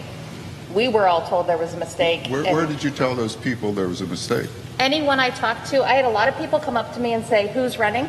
And I would tell them, and I would say, and just so you know, there's a seat missing. And this is how it's being handled. And was that demonstrated in any of the candidates' awareness of that? Were they saying that? Yes, they all were. And where were they saying that? I'm sorry? And where were they saying that? Like, We can't answer for what other candidates were saying I or can not just saying. answer for myself. I'm talking with her, please. I can answer for myself, in that I told everybody, we all knew, the candidates knew. That there was a seat missing on the ballot. Correct. And so when the county makes this mistake, where is the check and balance supposed to happen? Can you please call the county? That's who you'll need to call, because that's whose mistake this was. Truthfully, it's on the county. Yes, and our solicitor spoke with their solicitor, and we were told that's how it had to happen according to statute. All board members were notified of that March 25th. All board members received an email in regards to this, including the statute. So any other questions you have on that would need to be directed towards the county, because they are the people who ultimately made the mistake. Right. I talked with the county today, and there's lots of confusion, and there's lots of a lot more questions than we have. I'm not going to argue my point here. I think I made my point, and I'll have to take into consideration what you're telling me. But I just will respond off the cuff then, since you're giving me a few more moments. I do my darndest to find these things out. I'm not going to I can't dip into your social media, so I don't know what went there, but I had no indication that this was going on. And so I think that a lot of people had no indication of this going on. There was never anything on your website that said this was going on. There was never anything on the county site that was going on. So I stand on my statements that our community was largely in the dark. Maybe in your world, where your circle of people are exchanging back and forth and you thought everyone knew, but I can tell you, I didn't know. And so you may stand corrected on that. So let's talk about the plan then. What's your plan going forward? And why didn't you tell us this when your date of realization came? Are you going to do another thing like you did with Mrs. O'Rear and myself? Or are you Do what? I'm sorry. Do you want to do another appointment vacancy, or are you saying we're just No, going to... there will be an election. There you're will be an election in the fall, Mr. Right. Kiefer. There will be an election. This will not be an appointed position. All right, I understand that. I stand corrected on that. I'm thinking out loud here. So let's talk about that then, because I have thought about that option. Then you're saying that the Democratic, because it's complicated, because these are cross-filing races. So you're saying that the Democratic Party is going to present a candidate and the Republican Party is going to present a candidate? Yes. That's what the statute says, that if there's a vacancy and it has not been filled, and in this case, it hasn't been, to my understanding, in the primary, because I found out after it was already too late that there was not such a position on the ballot for 2 years to fill the remaining period of time for Mr. Beistel, who had resigned. The appointment last fall would take it up to December of 2021, and so there needed to be an election this year to fill it from 21 to 23. Now, the point I want to clarify is there previously was a communication going from the school to the county. I had this, phone calls to me like, what's happening, what's going on. I did speak with the Elections Bureau, and then they referred me to the solicitor. We subsequently even had a conversation with the solicitor from Fayette County, and it was too late to change anything for this spring's primary.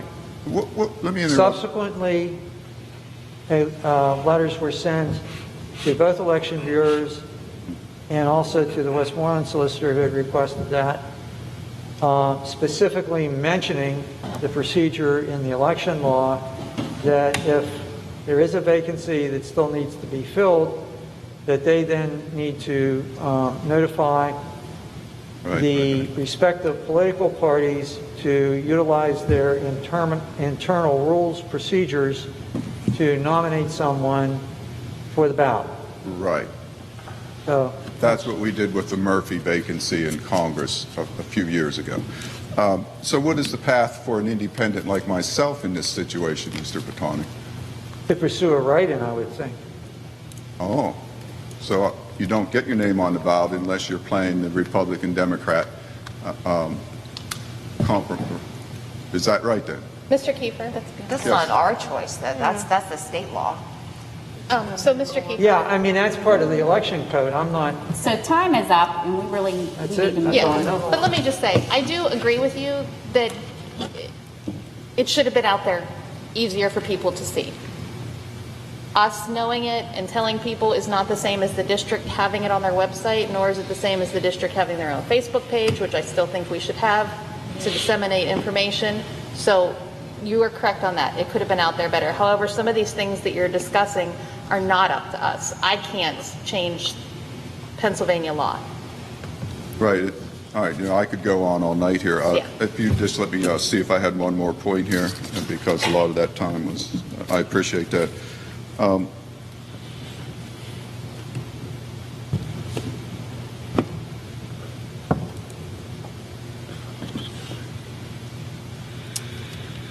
right, I'll stand corrected at this point. I'm not going to stop doing this because to me it seems that when the county puts out a ballot, there is a review process that has to be out there somehow. These mistakes have to be double checked somewhere. And if not, you have to check with the county on that. We Right. don't get a ballot. Pardon me? We do not get the ballot ahead of time to check You what's have on no that way of ballot. knowing that. What was that? You have no way of knowing what's on that No, ballot. Is that right, Mrs. I had no way of knowing. No. Okay. I didn't see the ballot prior to then. No. Okay, then that's the point that I'll have to accept, and then of course I'll review that, because that's the flaw in the process, because we just can't have the county make a mistake and not have a review of that ballot before it is published. Okay, thank you. Mr. Botonic, have you been told by the court that that's exactly what's going to happen? I have not communicated with the court. Okay. And Michelle, refresh me, how was I notified on March 26th about March anything? 25th, every board member received an email from Mr. Botonic. We did discuss it in an executive session. No, because I found out when I went to vote. So, But you really need to check your email, Dr. Fike. There are many, many important things that are occurring. well, let's through get back to email. that, Michelle. We need to settle this. Mr. Botonic, what are the requirements to be on a school board in the state of Pennsylvania? Is this part of the agenda? Yeah, that's just not the agenda. Can we move on? I need a motion to adjourn. The bottom line So is moved. it a requirement that in order to be on the school board, you have to have the internet in your home? Is that a requirement? There Yes is or a no? requirement, according to the school code, that every member of this board has an email address. And I must be notified. I must be notified. You can send 1,000 things to it nowhere, okay? Mr. Petonic, answer the question. Is it a requirement in the state of Pennsylvania to have the internet in your home to be on a school board? Well, I want the school board or the president to direct me to engage in this part of the meeting that's not on the agenda, and then if so, I will. I didn't understand. Can you answer my question? Is it a requirement under the law to have the internet in your home in order to be a school director? Am I to be engaged in answering the questions of... I want a motion to adjourn. So moved. I second. Well, I heard did you your finish answer. the discussion? I heard your answer loud and clear. Okay. Right, you just made a motion to adjourn the voting meeting, and we're going into discussion meeting. Roll call. All those in favor, I'm sorry. Aye. Aye. Aye. Roll opposed? Roll call. Dr. Pike? Yes, I'm out on what you're voting on, yes. Mrs. O'Rear? Here. Mr. Polakowski? Here. Mrs. Raymond? Here. Mrs. Rhodes? Here. Mrs. Heather Smith? Here. Mrs. Kristen Smith? Mrs. Williams? Here. I'm not sure if we announced earlier that Mr. Carson had notified Mr. Masha that he wouldn't be here. I think we might have missed that. Do we have any citizens' comments for this meeting? I don't have any at this time, no. Minutes of the May 3rd, 2021 and May 13th, 2021 board meetings. The board will be asked to consider the approval of the minutes of the May 3rd, 2021 and the May 13th, 2021 board meetings. Discussion. General Fund Board Summary Report as of May 2021. The board will be asked to consider the approval of the May 2021 general fund check listing. Discussion. Is this the check summary you're asking about? The General Fund Board Summary Report as of May. Okay, it's not the check summary, okay. Fund Accounting Check Summary Listing. The board will be asked to consider the approval of the May 2021 fund accounting check summary listing. Discussion. Yes, I have a question. On page 4, check number 100017196 to Mr. Petonic is for $5,145, and I wouldn't know what period of time does that cover? 196. It'd be for a specific month, but I don't remember which specific months off the top of my head. Is that a month? Is that a year? Is that A month. $5,145 for a month? Yes.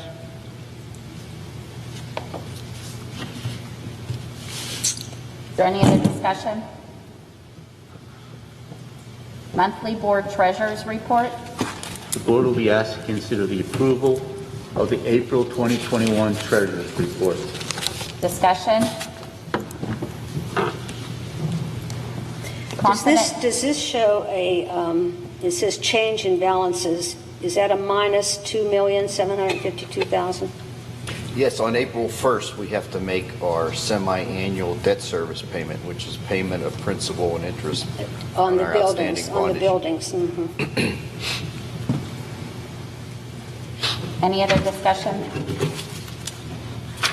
Confidential contract for Berkheimer.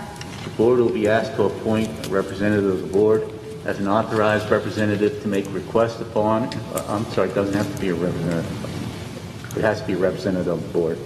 As an authorized representative to make requests upon and receive any and all tax information and records from Berkheimers relative to the collection of taxes for Southmoreland School District.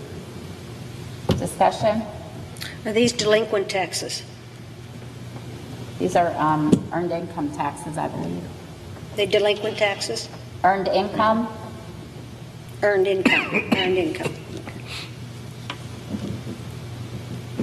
Superintendent information. The principals are asked to give a summation of our summer programming and how our students fared. And at this time, I would ask for them I do have Mr. Heichi's report, so if we would start with the high school first and then work our way down. Ask Mr. Krofcheck to please.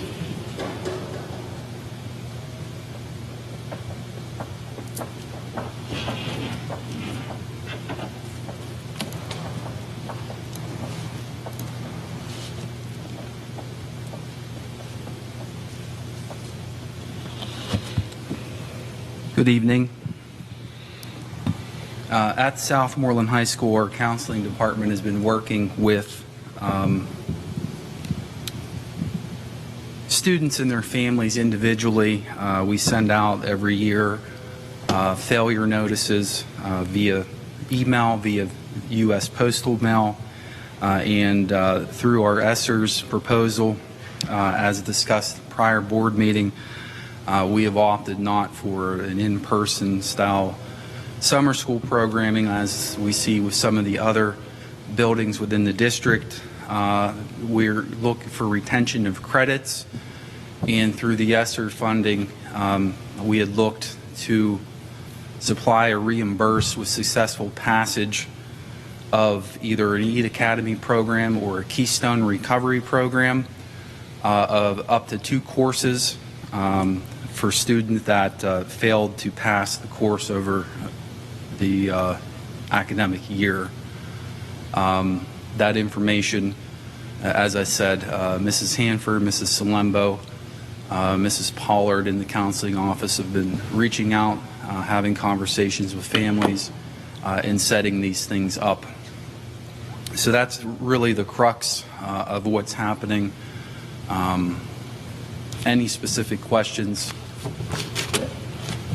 No, Mrs. Williams. How many students would be involved in something like this? What's the potential number? The number of students that failed at least one course was 160. And that's just high school. That's just 912. 160 failed. Students, yes. Just one course, he At said. least one course. At least one.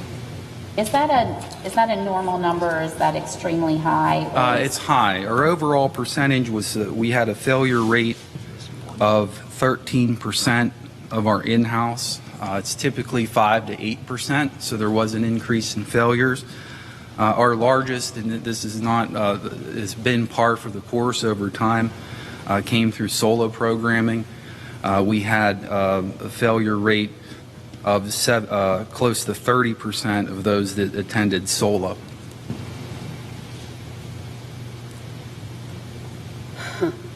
But it's 30% every year, actually. The difference is we had a much larger number of students in the solo programming. How did this affect graduating seniors? We only had, in fact, I don't want to disseminate too much, not to, because it was under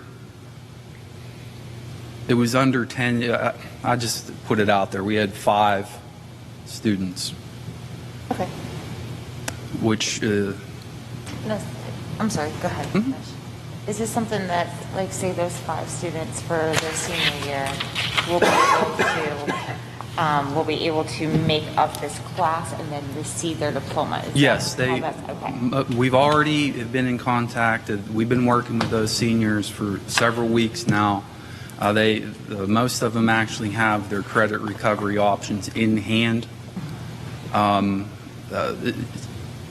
those that put it in perspective, that's about a 4% rate of non-graduating. Our graduation typically is actually between 93 to 95% annually is our normal graduation rate. So it's not atypical to have 5 students that don't finish by June 1st of their senior year. To also put it in perspective, and I'll go back to what I said earlier about the rates. I believe of all those students, they were all solo students. So, we really worked to try to provide opportunities through the outset of the school year to allow people to pick up grade options.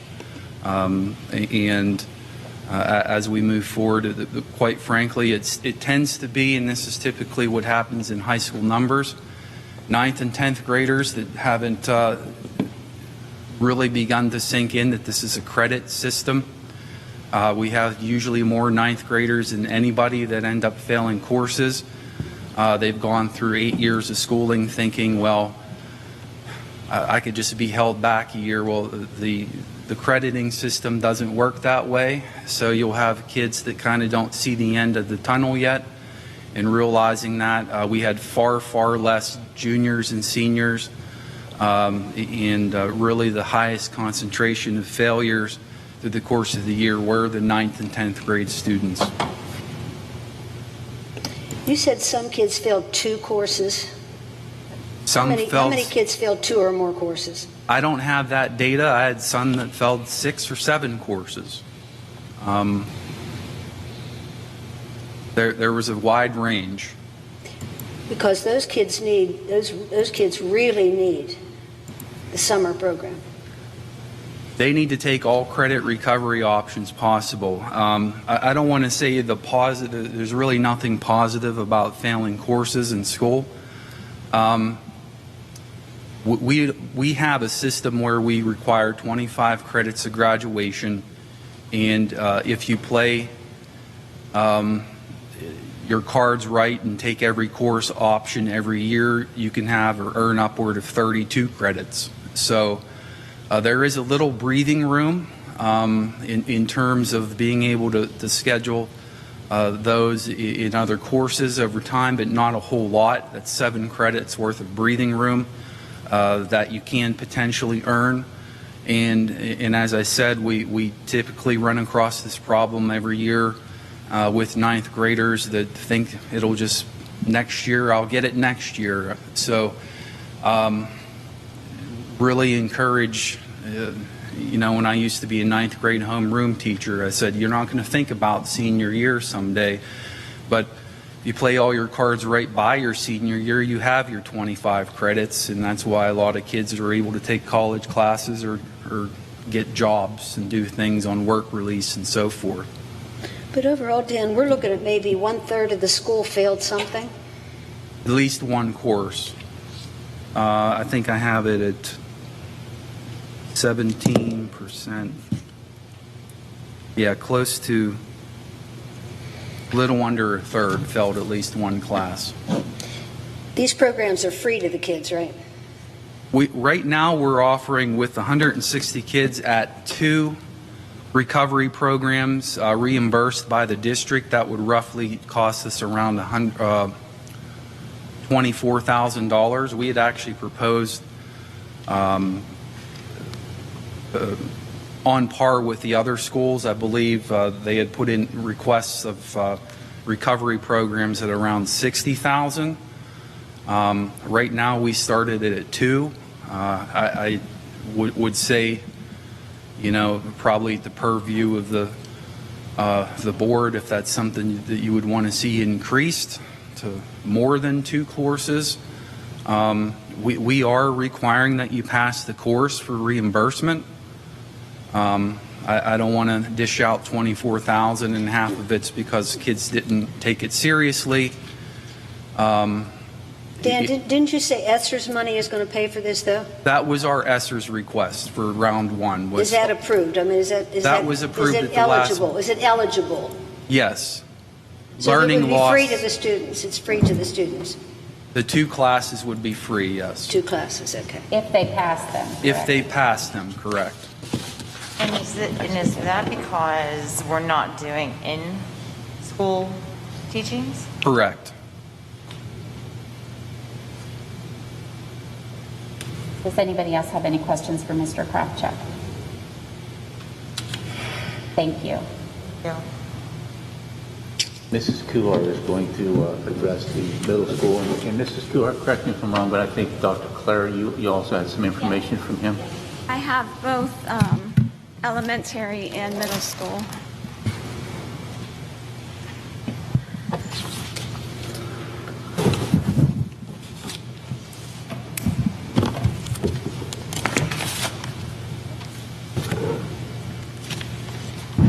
I will begin with the middle school. We had 52 students retained for the entire school year. And for students to be retained at the middle school level, that is failing 2 or more major subjects. We have 53 students enrolled in our summer school program. Of those 53, 35 are from the initial bunch of students that are retained. 18 of those are just students who want to participate for learning loss. The program began on June 7th. It runs through July 2nd. It is Monday through Thursday from 8 to 12 daily. We did not schedule for Fridays. We coordinated with the library in Scottsdale in case those students wanted additional resources available. We provide breakfast, lunch, and transportation. We currently have 8 teachers participating, including a special education teacher and teachers from all of the 4 content courses. We have 1 school counselor and 2 nurses are sharing the responsibilities alternating days. Questions? You said 8 to 12, Tracy? Yes, 8 to 12, yes. Okay. For the SES program, it is skill building and learning loss focused. There were 24 students retained for the entire year at SES. The program begins on July 12th through August 6th. It is Tuesday, Wednesday, and Thursday from 9:30 to 1.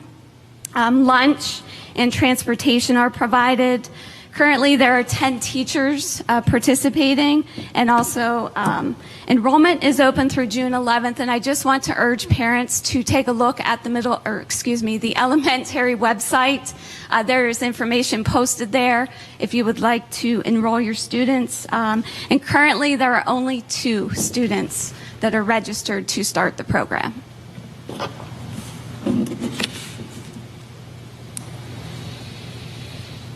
Are we reaching, do you know, and you might not know this, is Mrs. Fratto or anybody reaching out to those families that have been retained and they're not opting? Yes, she has contacted each family individually, yes.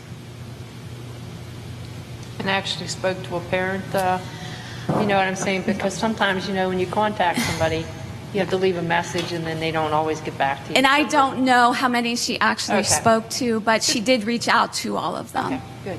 I can try to get that information. Is this, I'm sorry. No, go ahead. Is this something for the elementary school that anybody, not even just ones who need?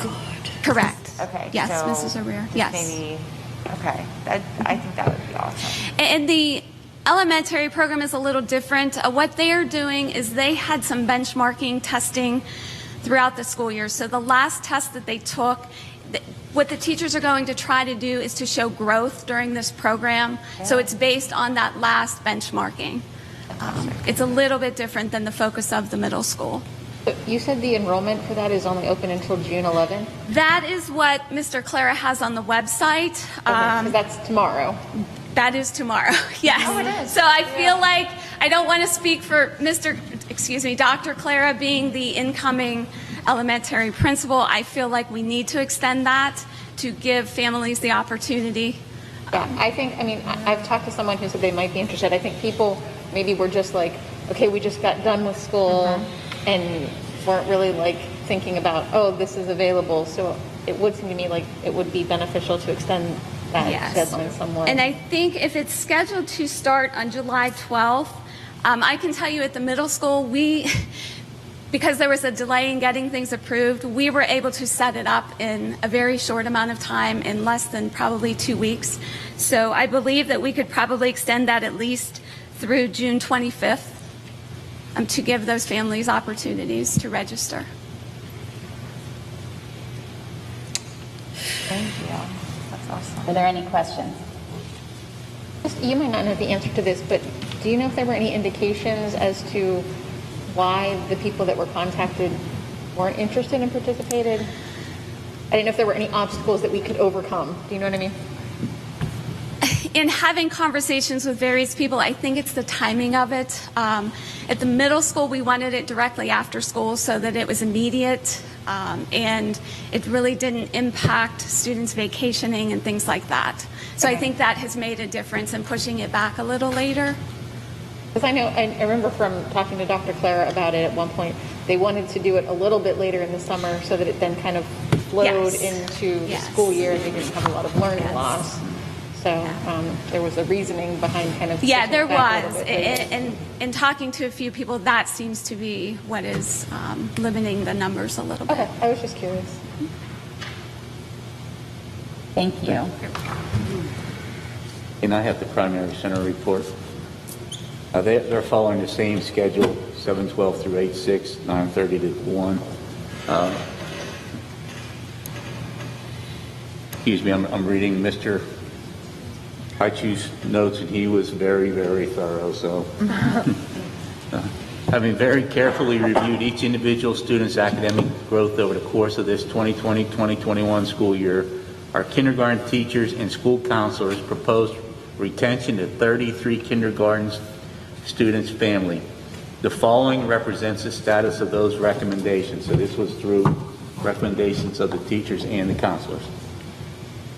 18 students' families confirmed their agreement with the retention recommendations, and those 18 will be remaining in the kindergarten level for the 2021-2022 school year.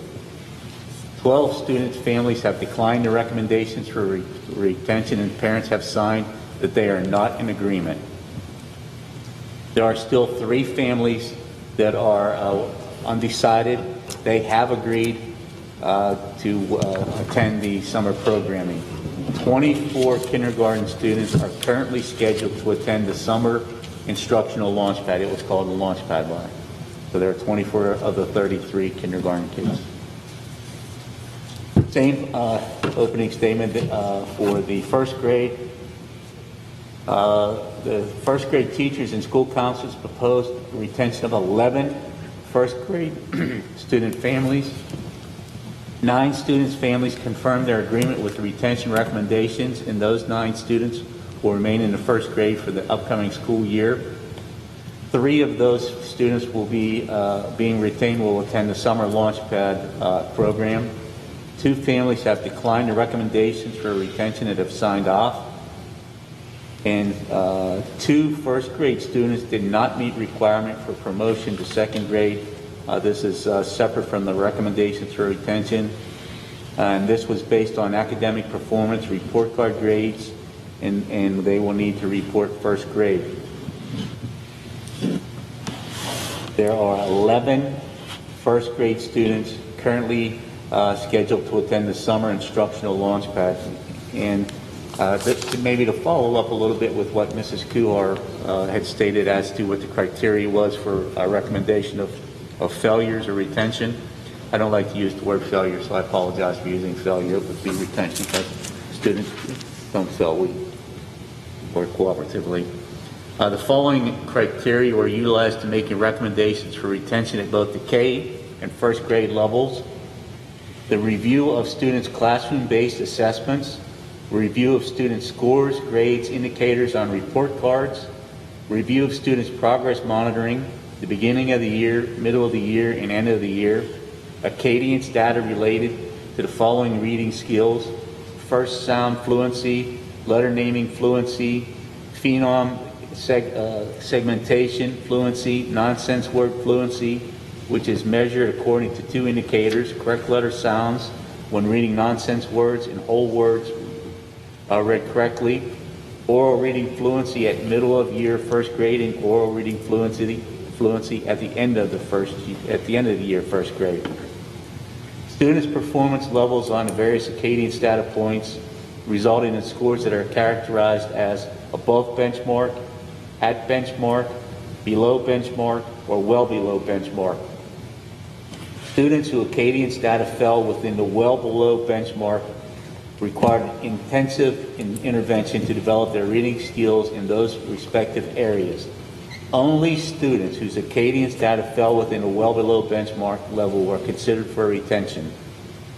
Those student teachers were then also completed the Lights retention scale to review their candidacy for the recommendation of retention, and it goes upon those or that evaluation of all that data in which the recommendations were made for student retention. Tell me again how many kindergartners are There were 33 that were recommended, 18 confirmed their agreement, 12 did not, and 3 are currently undecided, but they're going to make the decision after a child finishes the Launchpad program. So the current registration for the upcoming kindergartners, do you know numbers on that? Right now, there are 24 students currently scheduled to attend the Launchpad. I mean, for the next school year, incoming kindergartners. Because 18 kids is almost a whole classroom. So what I'm leading to is, Oh, I know what you're doing, yeah. do we have enough teachers? In speaking to Mr. Haichu today, the current enrollment right now for kindergarten, and I do not have the exact number, but it was lower than previous years. Okay. So in speaking to him, there are 7 kindergarten teachers. If the 18 works or separated amongst the 7 teachers, that would be about 2 or 3 possibly per classroom, which is doable. Mr. Mesh, at one time there were 89 kindergarten kids enrolled. Is that number up now? Yes, Dr. Fike. Much? I don't have the exact number. There was kindergarten enrollment. There was a period. I'm sorry, I apologize. I do not have that exact figure. But currently, they've been in the hundreds, 120, 130. 120. So the Launchpad is being ran all out of SES? Yes. Okay. And we could say, even if someone would be on a vacation for 1 week of the program, they could still participate even if they're going to be away for that 1 week, correct? Correct. So that doesn't necessarily have to be a deterrent to participating. Yes, in the middle school, because we were also using it as credit recovery, it was imperative that students were able to attend daily. The students that are there just for that learning gap, we're working with them. Okay. As far as attendance. So a little bit is better than nothing. Yes. Okay. Did you have anything else, Mr. Marshall? I did. Business manager report. Thank you for all your reports. That was helpful. There's no report.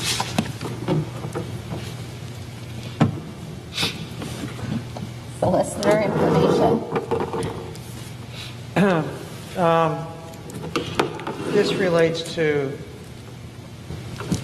your budget process and the SPC roofing issues is not in your board docs. This afternoon, after discussions with Mr. Masha and Mr. Marnell, I was tasked with reaching out to bond counsel to try to get some answers to some questions. Because as it appears right now, you would be utilizing significant amount of fund balance, regardless of the option that you choose, in order to pay for the roofing project. Initially, it was thought that maybe it's impossible to do a borrowing as being too late. However, that is not the case. I both spoke with and received a written response from Clifford Pastel, our bond counsel, and he indicates that capital expenditures paid from school district funds up to 60 days prior to the date of an adoption of a reimbursement resolution may be reimbursed from a later bond issue. The effect is that the tax-exempt bond proceeds are treated as expended on the date the reimbursement is made. So that's sort of like IRS speak there. And what that means is that if you decided you wanted to pursue this, you still are potentially eligible to borrow money to pay for the roof project as a capital expenditure and thus preserve fund balance and be paying back the cost over a period of time. So you've got that 60-day rule. You can actually go backwards for 60 days.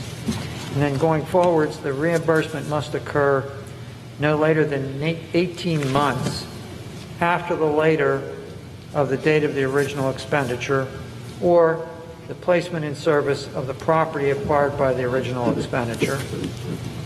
But the reimbursement must occur within 3 years of the date of the original expenditure.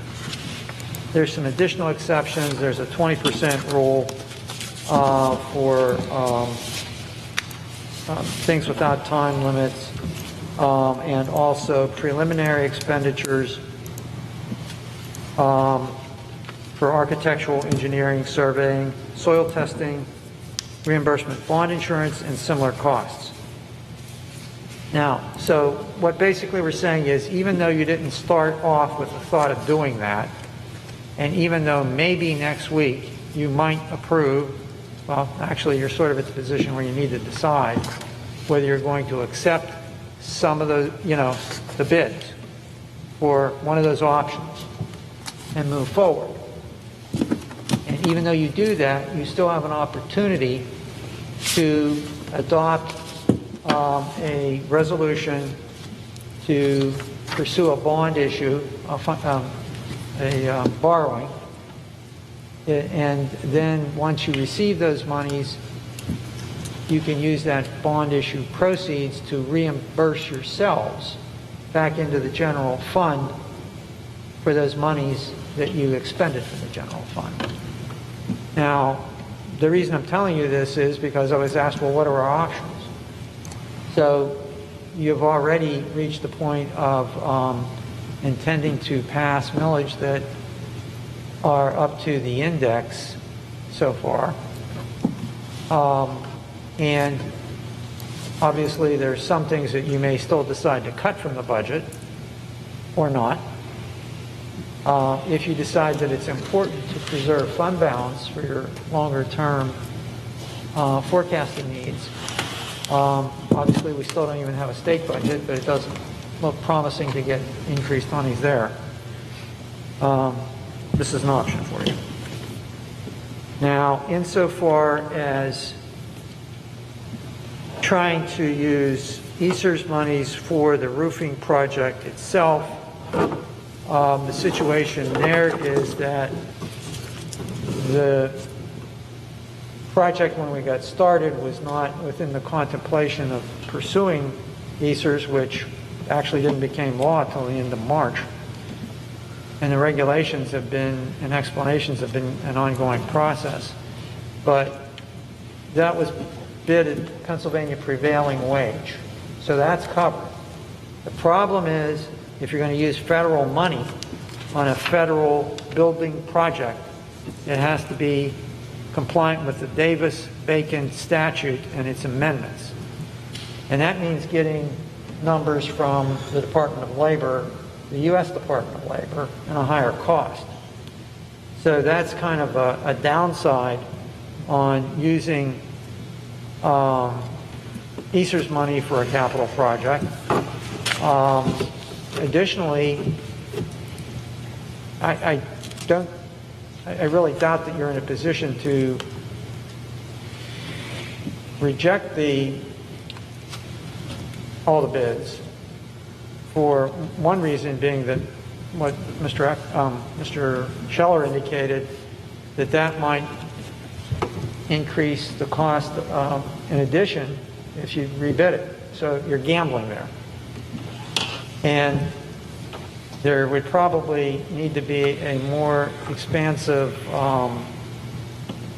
utilization of stakeholder groups and other commenting procedures, which would add to the time this summer taking up that process. When you get to the end, the latest Pennsylvania guidance, which I was alerted to from actually Ms. Mondock, and who had just discovered it, came out on June 4th, and I have that in my part of the board docs. It's like a 30-page or more booklet, and in there it mentions the possibility of something like a roofing project being approved, but you have to submit it in advance and get their okay. So it's a daunting process. on the one hand, they're tempting you to do it, and on the other hand, there are a lot of complications that may not work out so well, and there's a delay factor, and you actually may be increasing the cost.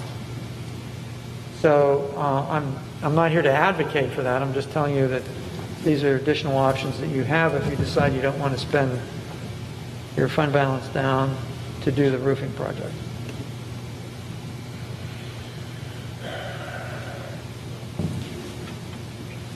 Do you have anything else, Mr. Platonic? No, I don't think so.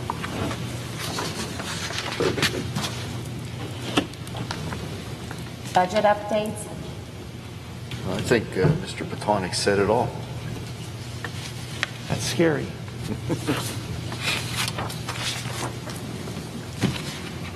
Mr. Marnell, we don't have any updates to the budget? Well, our budget's in place, the proposed final budget, so we're in the situation where more or less a holding pattern. I don't understand that. I'm really confused by that because there was a lot of stuff that we still had to discuss from what I was understanding because money was going to have to be taken from the fund balance. There were still things moving around. We haven't had an update on board docs or for the public since it passed, and we have 2 weeks until we do the final budget. Yes, and you're in the process of deciding some key capital projects, which could affect the final outcome of the budget, whether they stay in or they're taken out. So I'm just going to tell everybody right now, I did not vote yes to the budget last year because it wasn't attached to board docs. We haven't seen it. If this continues this way and we don't have anything, I'm not going to vote yes to something I haven't seen, just so everybody's aware and it's not a surprise. Well, you voted on it a few weeks ago, the proposed final budget. With the intention of talking about it more, we all said that. We had to talk about how the money was going to come from the fund balance, what was going to be done. Having no discussion since then is not good enough for me. I understand. Has the Finance Committee met and discussed the budget since then? Well, he specified the amounts of money that were coming out of the fund balance. It was 1.3 million. Right. I think we need to cut that down some. I don't think we were that's told it going had to be cut down. So where's it coming from? I know Mr. Masha had asked you to be looking at some items that Esser's money could be used for. Have you been looking into that? Yes, we did. Do you have a dollar amount? I reported that to Mr. Masha. About $85,000 for a year. That's for.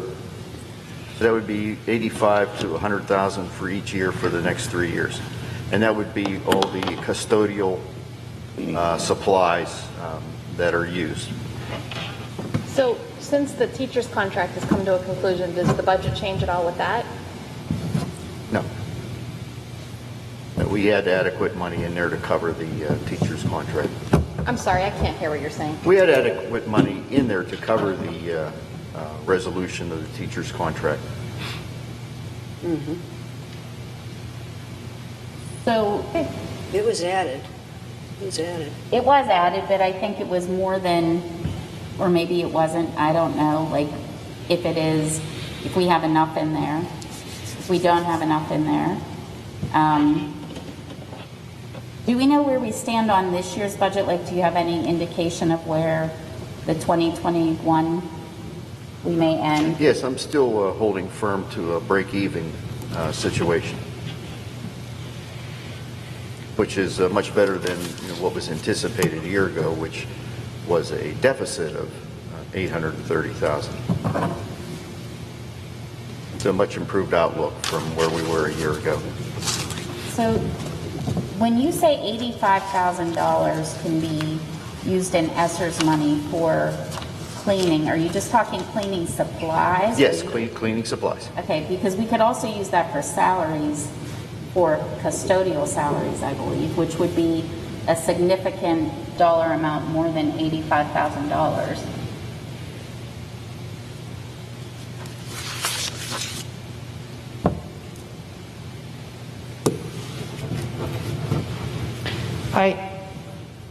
I think the message, maybe I still haven't made my point.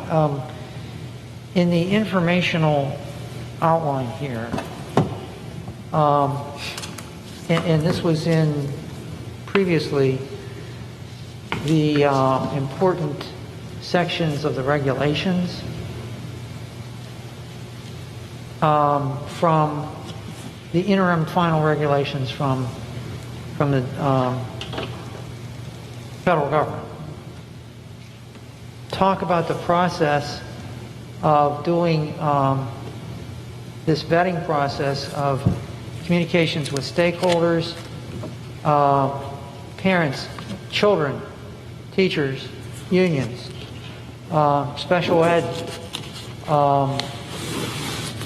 homeless. I don't want to omit anyone, but it's in here. So that process is to get input and then to come up with a plan. And I have some concerns about if you just decide to automatically assume that you can count on that in the budget before you've done that process, because it ultimately then has to be submitted to the state and be approved. There was that committee. We did have a committee that did that for ESSERS 2 money, and we're told that we would be convening a similar committee to deal with ESSERS 3. And that needs to happen. Well, I get that. Working on that.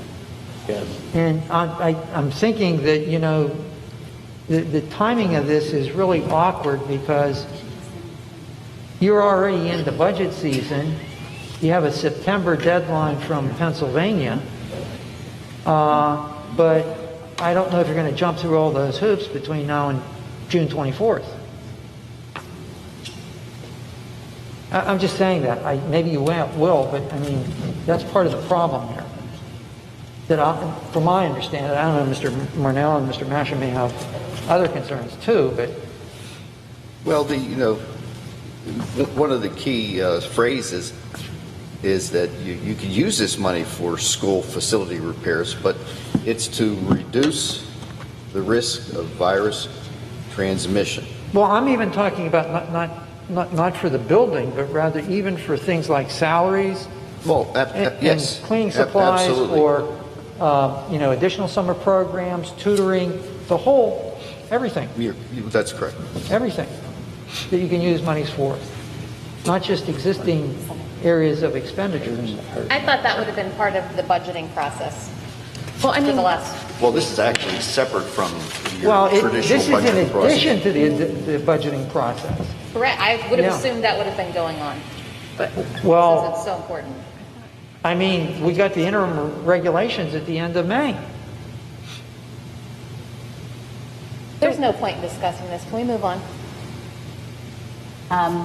So the tennis courts, we still have money in the budget for the tennis courts. How much was that dollar figure?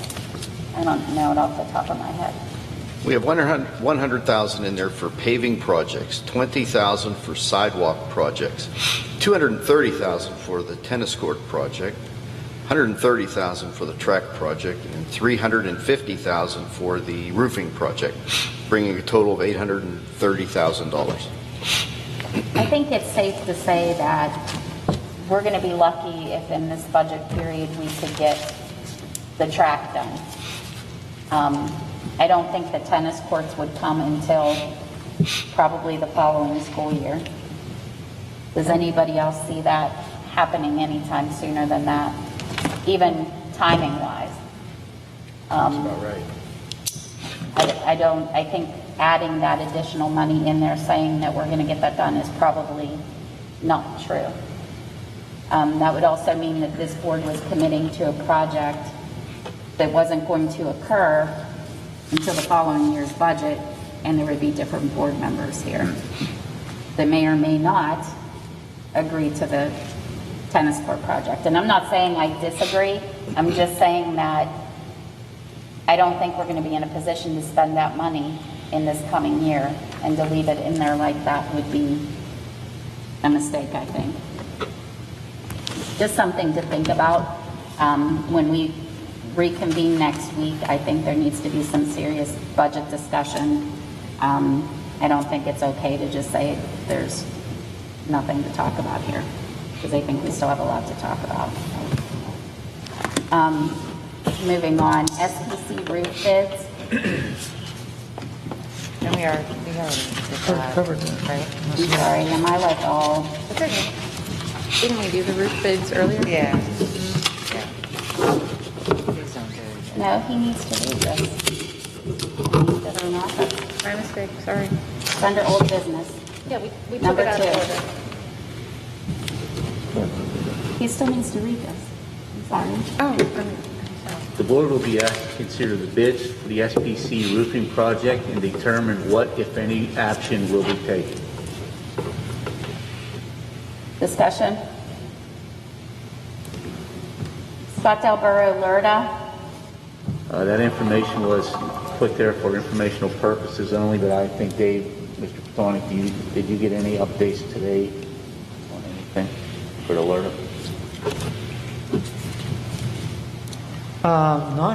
Not for Scottsdale. East Huntington Township had a public meeting today, and I think what I wanted to tell you was they're meeting to vote on approving the LERTA area, the life of the plan, and the schedule of abatements will be the same day as our June 24th meeting. That may lend a possibility of them notifying us and maybe being able to vote on it that night, so as not to delay it further into July. I still wanted to talk about that in a little bit more detail with their solicitor, but it sounded like at least a possibility. And that would mean putting it on the agenda for that week. I don't know whether there was, much discussion or concerns or issues raised with the invitation that this board had made about the schedule of abatement and the life of the plan. So I'll attempt to find that out as to whether or not they thought it was agreed with it or disagreed with it.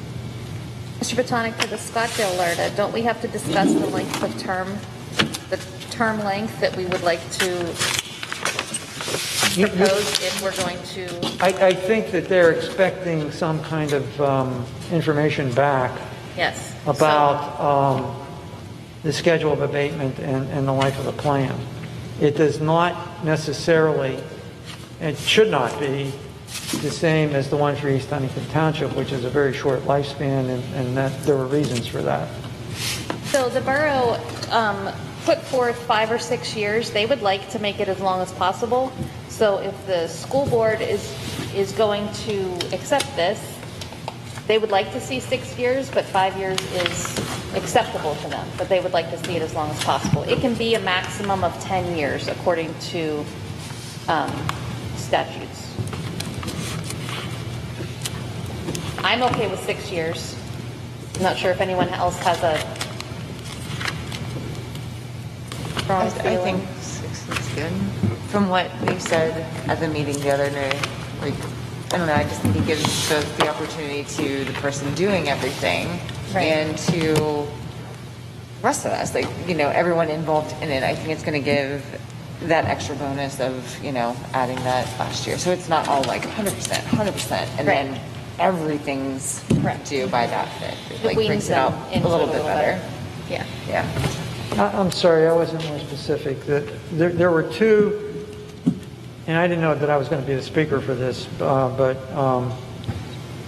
there were two schedules that were presented. One was the first year 100% abatement, second year 100%, then 67%, then 34%, and then 0. Another one that was presented was 100%, 100%, 75%, 50, 25%, then 0.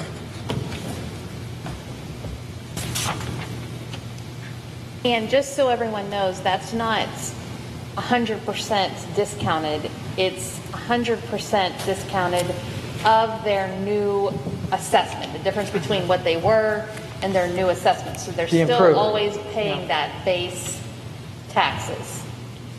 So They won't if you- ever not pay anything. Right, if you have land value, that's not part of it. And if you already had a building there and you're expanding the building, then you're paying on the increase of assessment related to the expansion.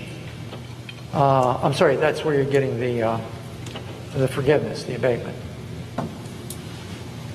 I think if the borough is in favor of 6 years, I think that we should go along with what their recommendation is. I think it really just benefits both entities to do it, and I don't think there's a huge difference between 5 years and 6 years, so if 6 years is their preference, then I'm fine with that. I'm okay with 6. Does anybody else have a To be more difference? specific, is that the 100, 100, 75, 50, 25?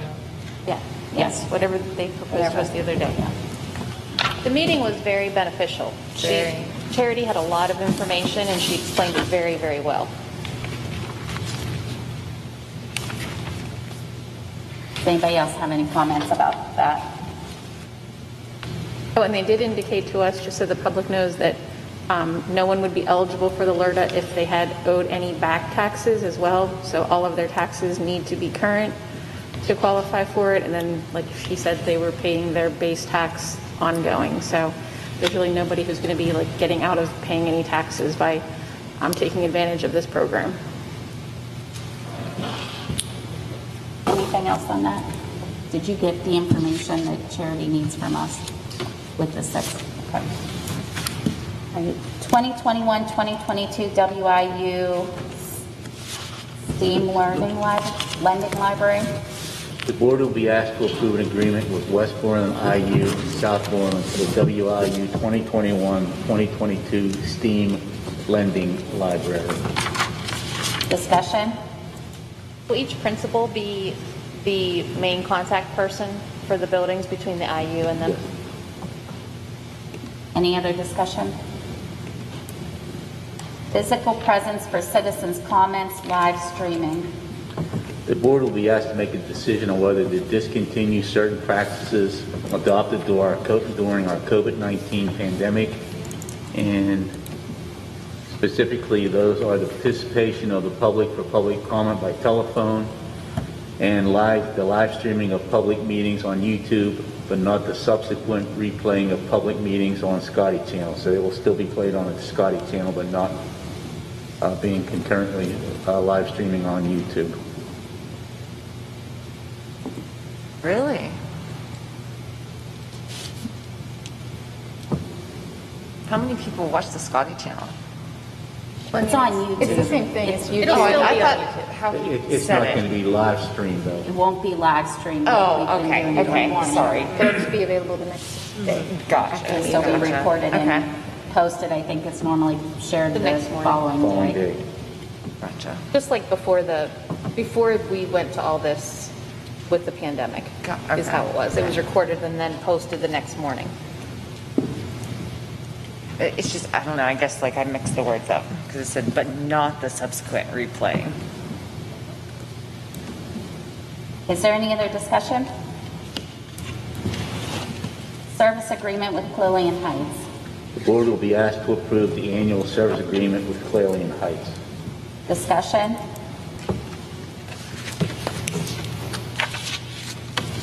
ARP ESSER School Health and Safety Plan. The board will be asked to approve the ARP ESSER School and Safety Plan. Discussion? So tell me what we're approving on this, because isn't this saying that we need to have our own health and safety plan in order to take the ESSER's money? Yes, and it's attached. Okay, so part of it, which I think is very telling, is that there's certain things that we have to adhere to. Yes. Okay, and that's all available on public board docs for anyone who Yes. wants to look at it.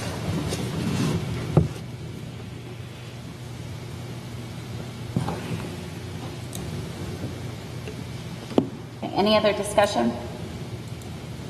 Food service substitute. The board will be asked to approve Brittany Hart as a cafeteria substitute. Discussion? Food service reassignments. The board will be asked to approve the assignment of Christina Bettman from the high school 3.25 hours to the middle school for a 3.75 hour position, and hiring of 2 substitutes to part-time positions, Vicki Huff, middle school for 3.5 hours, and Ellen Brandt Hoover as a cafeteria floater for 3 hours. These recommendations are at the request of Mrs. Capone, Food Service Director. Discussion?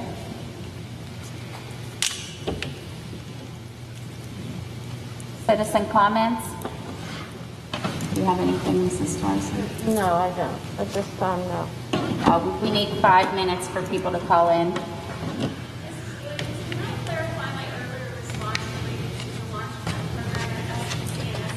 Yes. Okay, so when you say we have 10 teachers signed up, that's for both buildings combined? The change to SPC occurring in that building, they're still getting some teachers that are willing to do that. So that's still in the works. That was a recent amendment to that. Okay, thank you. Thank you. We need a motion to take a 5-minute break. I have a question, Michelle. I have a question. Do I have to wait till after the 5 minutes are over? No, I'm sorry. Go ahead. What? Go ahead. At what point are we going to have the results of our last achievement test scores, Mr. Masha? We didn't take the PSSAs last year, but No, this year. This year. You took them this year, right? that's at the hands of the state. Most generally in previous years, we got them somewhere around the end of June, maybe the first part of July. Okay. The fact that other schools have until September to finish them, is Yeah, that going to affect? As Mrs. Raymond had pointed out, there are schools that will not be taking them until September. So I would anticipate. Yeah, but we took ours. You took ours. But they're compared to other districts, so. The state will. There's our test coordinator. What did she say? October. Okay, because that presents a problem, because when a student comes into school, we need to know where they are academically. We have purchased a screening tool that's going to be utilized in our buildings at every grade level, I believe. And there's certain periods where that's going to be rechecked and reevaluated throughout the year, I think 3 or 4 times, I believe.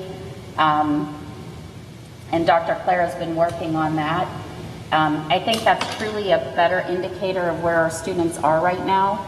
I'm kind of surprised that the state even opted to take PSSAs this year. I think it's just basically to say we're all failing, because I mean, it's been a horrible year for learning.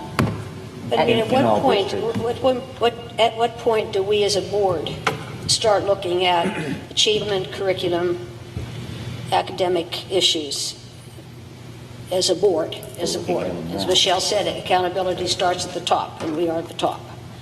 And I just want to know, when are we going to... Well, I think we are doing that. I think by putting Dr. Clara in the position that he's been put in to be looking at academics and focusing more on academics, because we haven't had anybody able to solely focus on academics without running a building or without running an entire district. I think by putting a assessment tool in the hands of teachers and teaching them how to use that and moving forward with education and figuring out where we need to be with those students, I think all of those things are looking at... Can we get a presentation about that? Can we be addressed to say, this is what is happening, this is what we're doing, these are the issues, these are the concerns, these are the strengths, these are the weaknesses? I know Dr. Clara was already working on some of that information, because he and I were in my office doing that, so yes.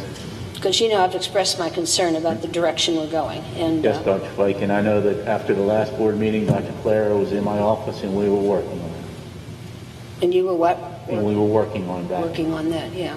Because I thought the purpose of testing this year, and I thought it was an excellent point that you made, Vince, that when the kids came in, we weren't going to start the year by testing. Like other schools, when the kids come in, the first thing they do is lose all that time.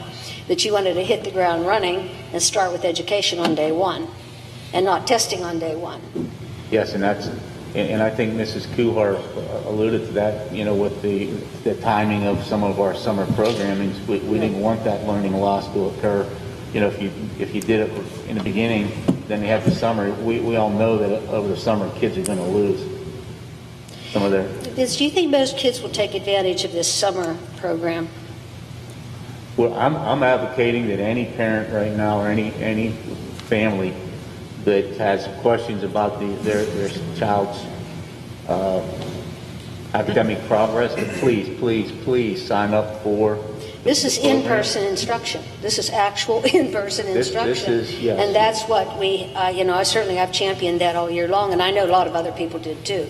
So this is a golden opportunity for people who wanted in-person instruction to get it for their children. I see what's going on in the middle school right now, and yes, please, if you have the opportunity, please sign your child up for the program. And transportation is being provided for it as well, correct? Yes.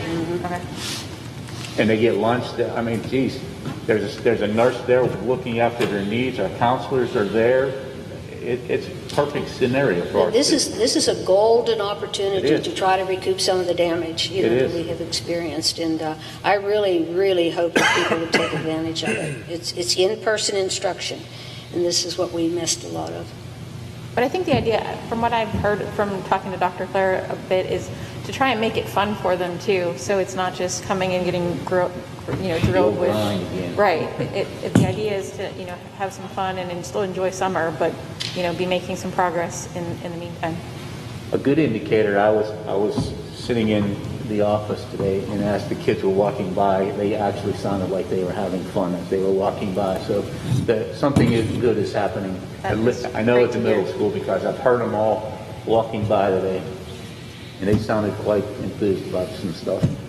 Do we have to wait 5 more minutes now? Yes, I need a motion to wait 5 minutes for public comment. Second.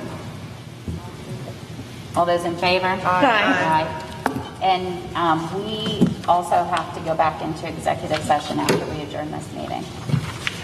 I'm not. What did you say? We need an executive.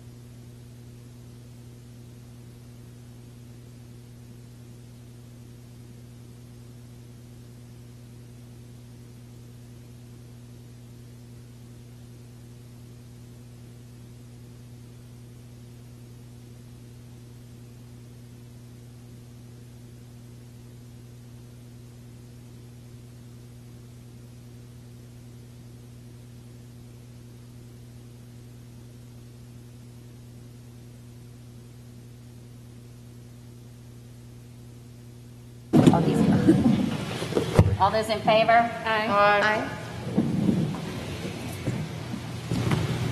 Do we have any citizens' comments, Peggy? No. Mr. Kiefer? Mulberry, Homestead Avenue, Scottsdale. Just again, in the spirit of Kevin Bundridge, and one or two things that I took away from him. We all know that how we can turn our settings on our email to show that we're on vacation or that we're not accepting emails. I think everyone up there that's younger than I am would understand that, and I think that had we explained that to Dr. Fike when she started her email thing here, instead of weaponizing that and you throwing that at her week in and month out, that would have just been a nice Kevin Bundridge type thing to say, hey, Catherine, turn off your emails and that'll solve that problem, because she does not have to have email to be a school board member. She most certainly does, Mr. Kiefer. So if you have No, something... you do. You do. I never asked for it, and you never had my permission to establish it. Ever. So that's- I don't want it. Dr. Fike, according to this... Just stop. Bundridge. Okay, that's fine, but you're going to stop. According to the school code, every member of this board needs to have an email address established within a certain period of time following the election of them being appointed, so that people can communicate with them. Members of the public may communicate with them as well. That is part of the school code. Where does it say you have to use it? Where does it say I have to use it? That's fine. You don't. Where you don't does it have say? to use it. I have the right to be When notified That's of what's fine. going on. Dr. Fike, that is fine. It's don't your weapon. use it, It's but your don't weapon, sit Michelle. here and It's say your you weapon. don't Use have it. the information. Use it with both barrels. Use it with both barrels. It's your weapon. It's your weapon. Use it. Let's just, that should be challenged then, because some people have an aversion to using a screen for various reasons. And I would have my reasons perhaps, and she would have hers. So anyhow, I'm sorry that rolled out that way. Let me go on to my next point.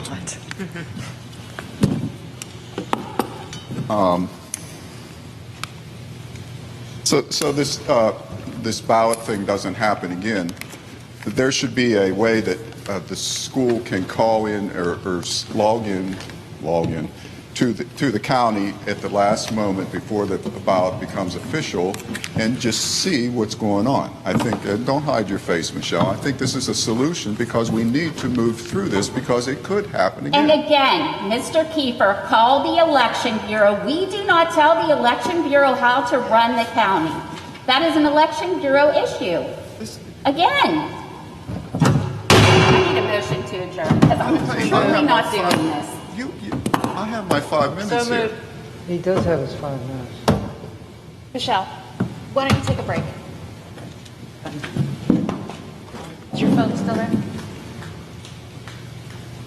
Go ahead, Mr. Kiefer, can you finish, please? Thank you. I'm trying to be nice here. I'm being very sincere. My point is, just so this doesn't happen again, because it could happen again, we need to look at options to work through this situation. That's not putting any blame on you. That's putting a solution out there for you.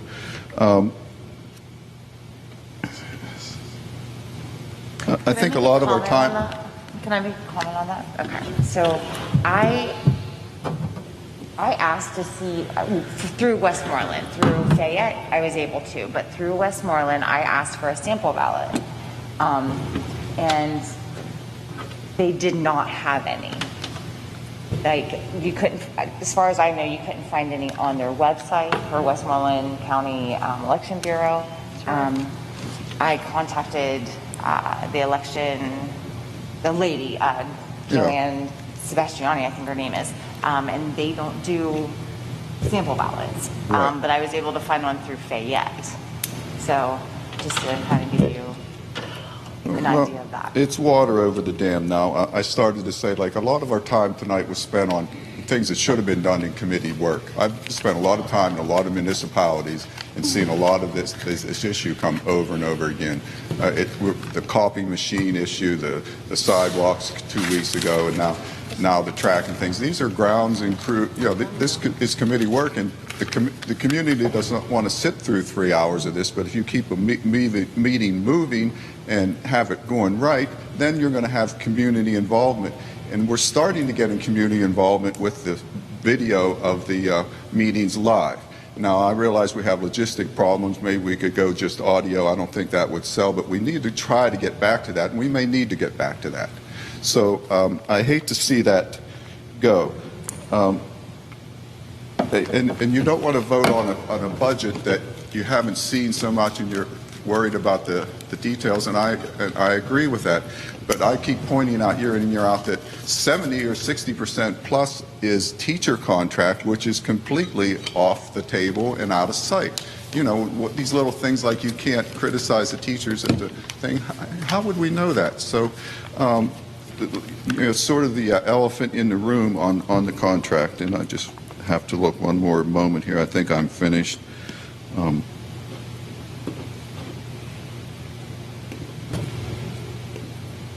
Oh, well. Again, Mr. Vundridge moved me a little bit tonight, and I would hope that that spirit carries through and we can just do a little bit of improvement and get a little more efficiency. Good night. Thank you. Can I have a motion to adjourn, please? I make a motion. Second. Did you have something you wanted? No. Oh, okay. Okay. All in favor? Aye. Opposed? So do I need to, Ms. Tarzan, do I need to log out? Or log out completely?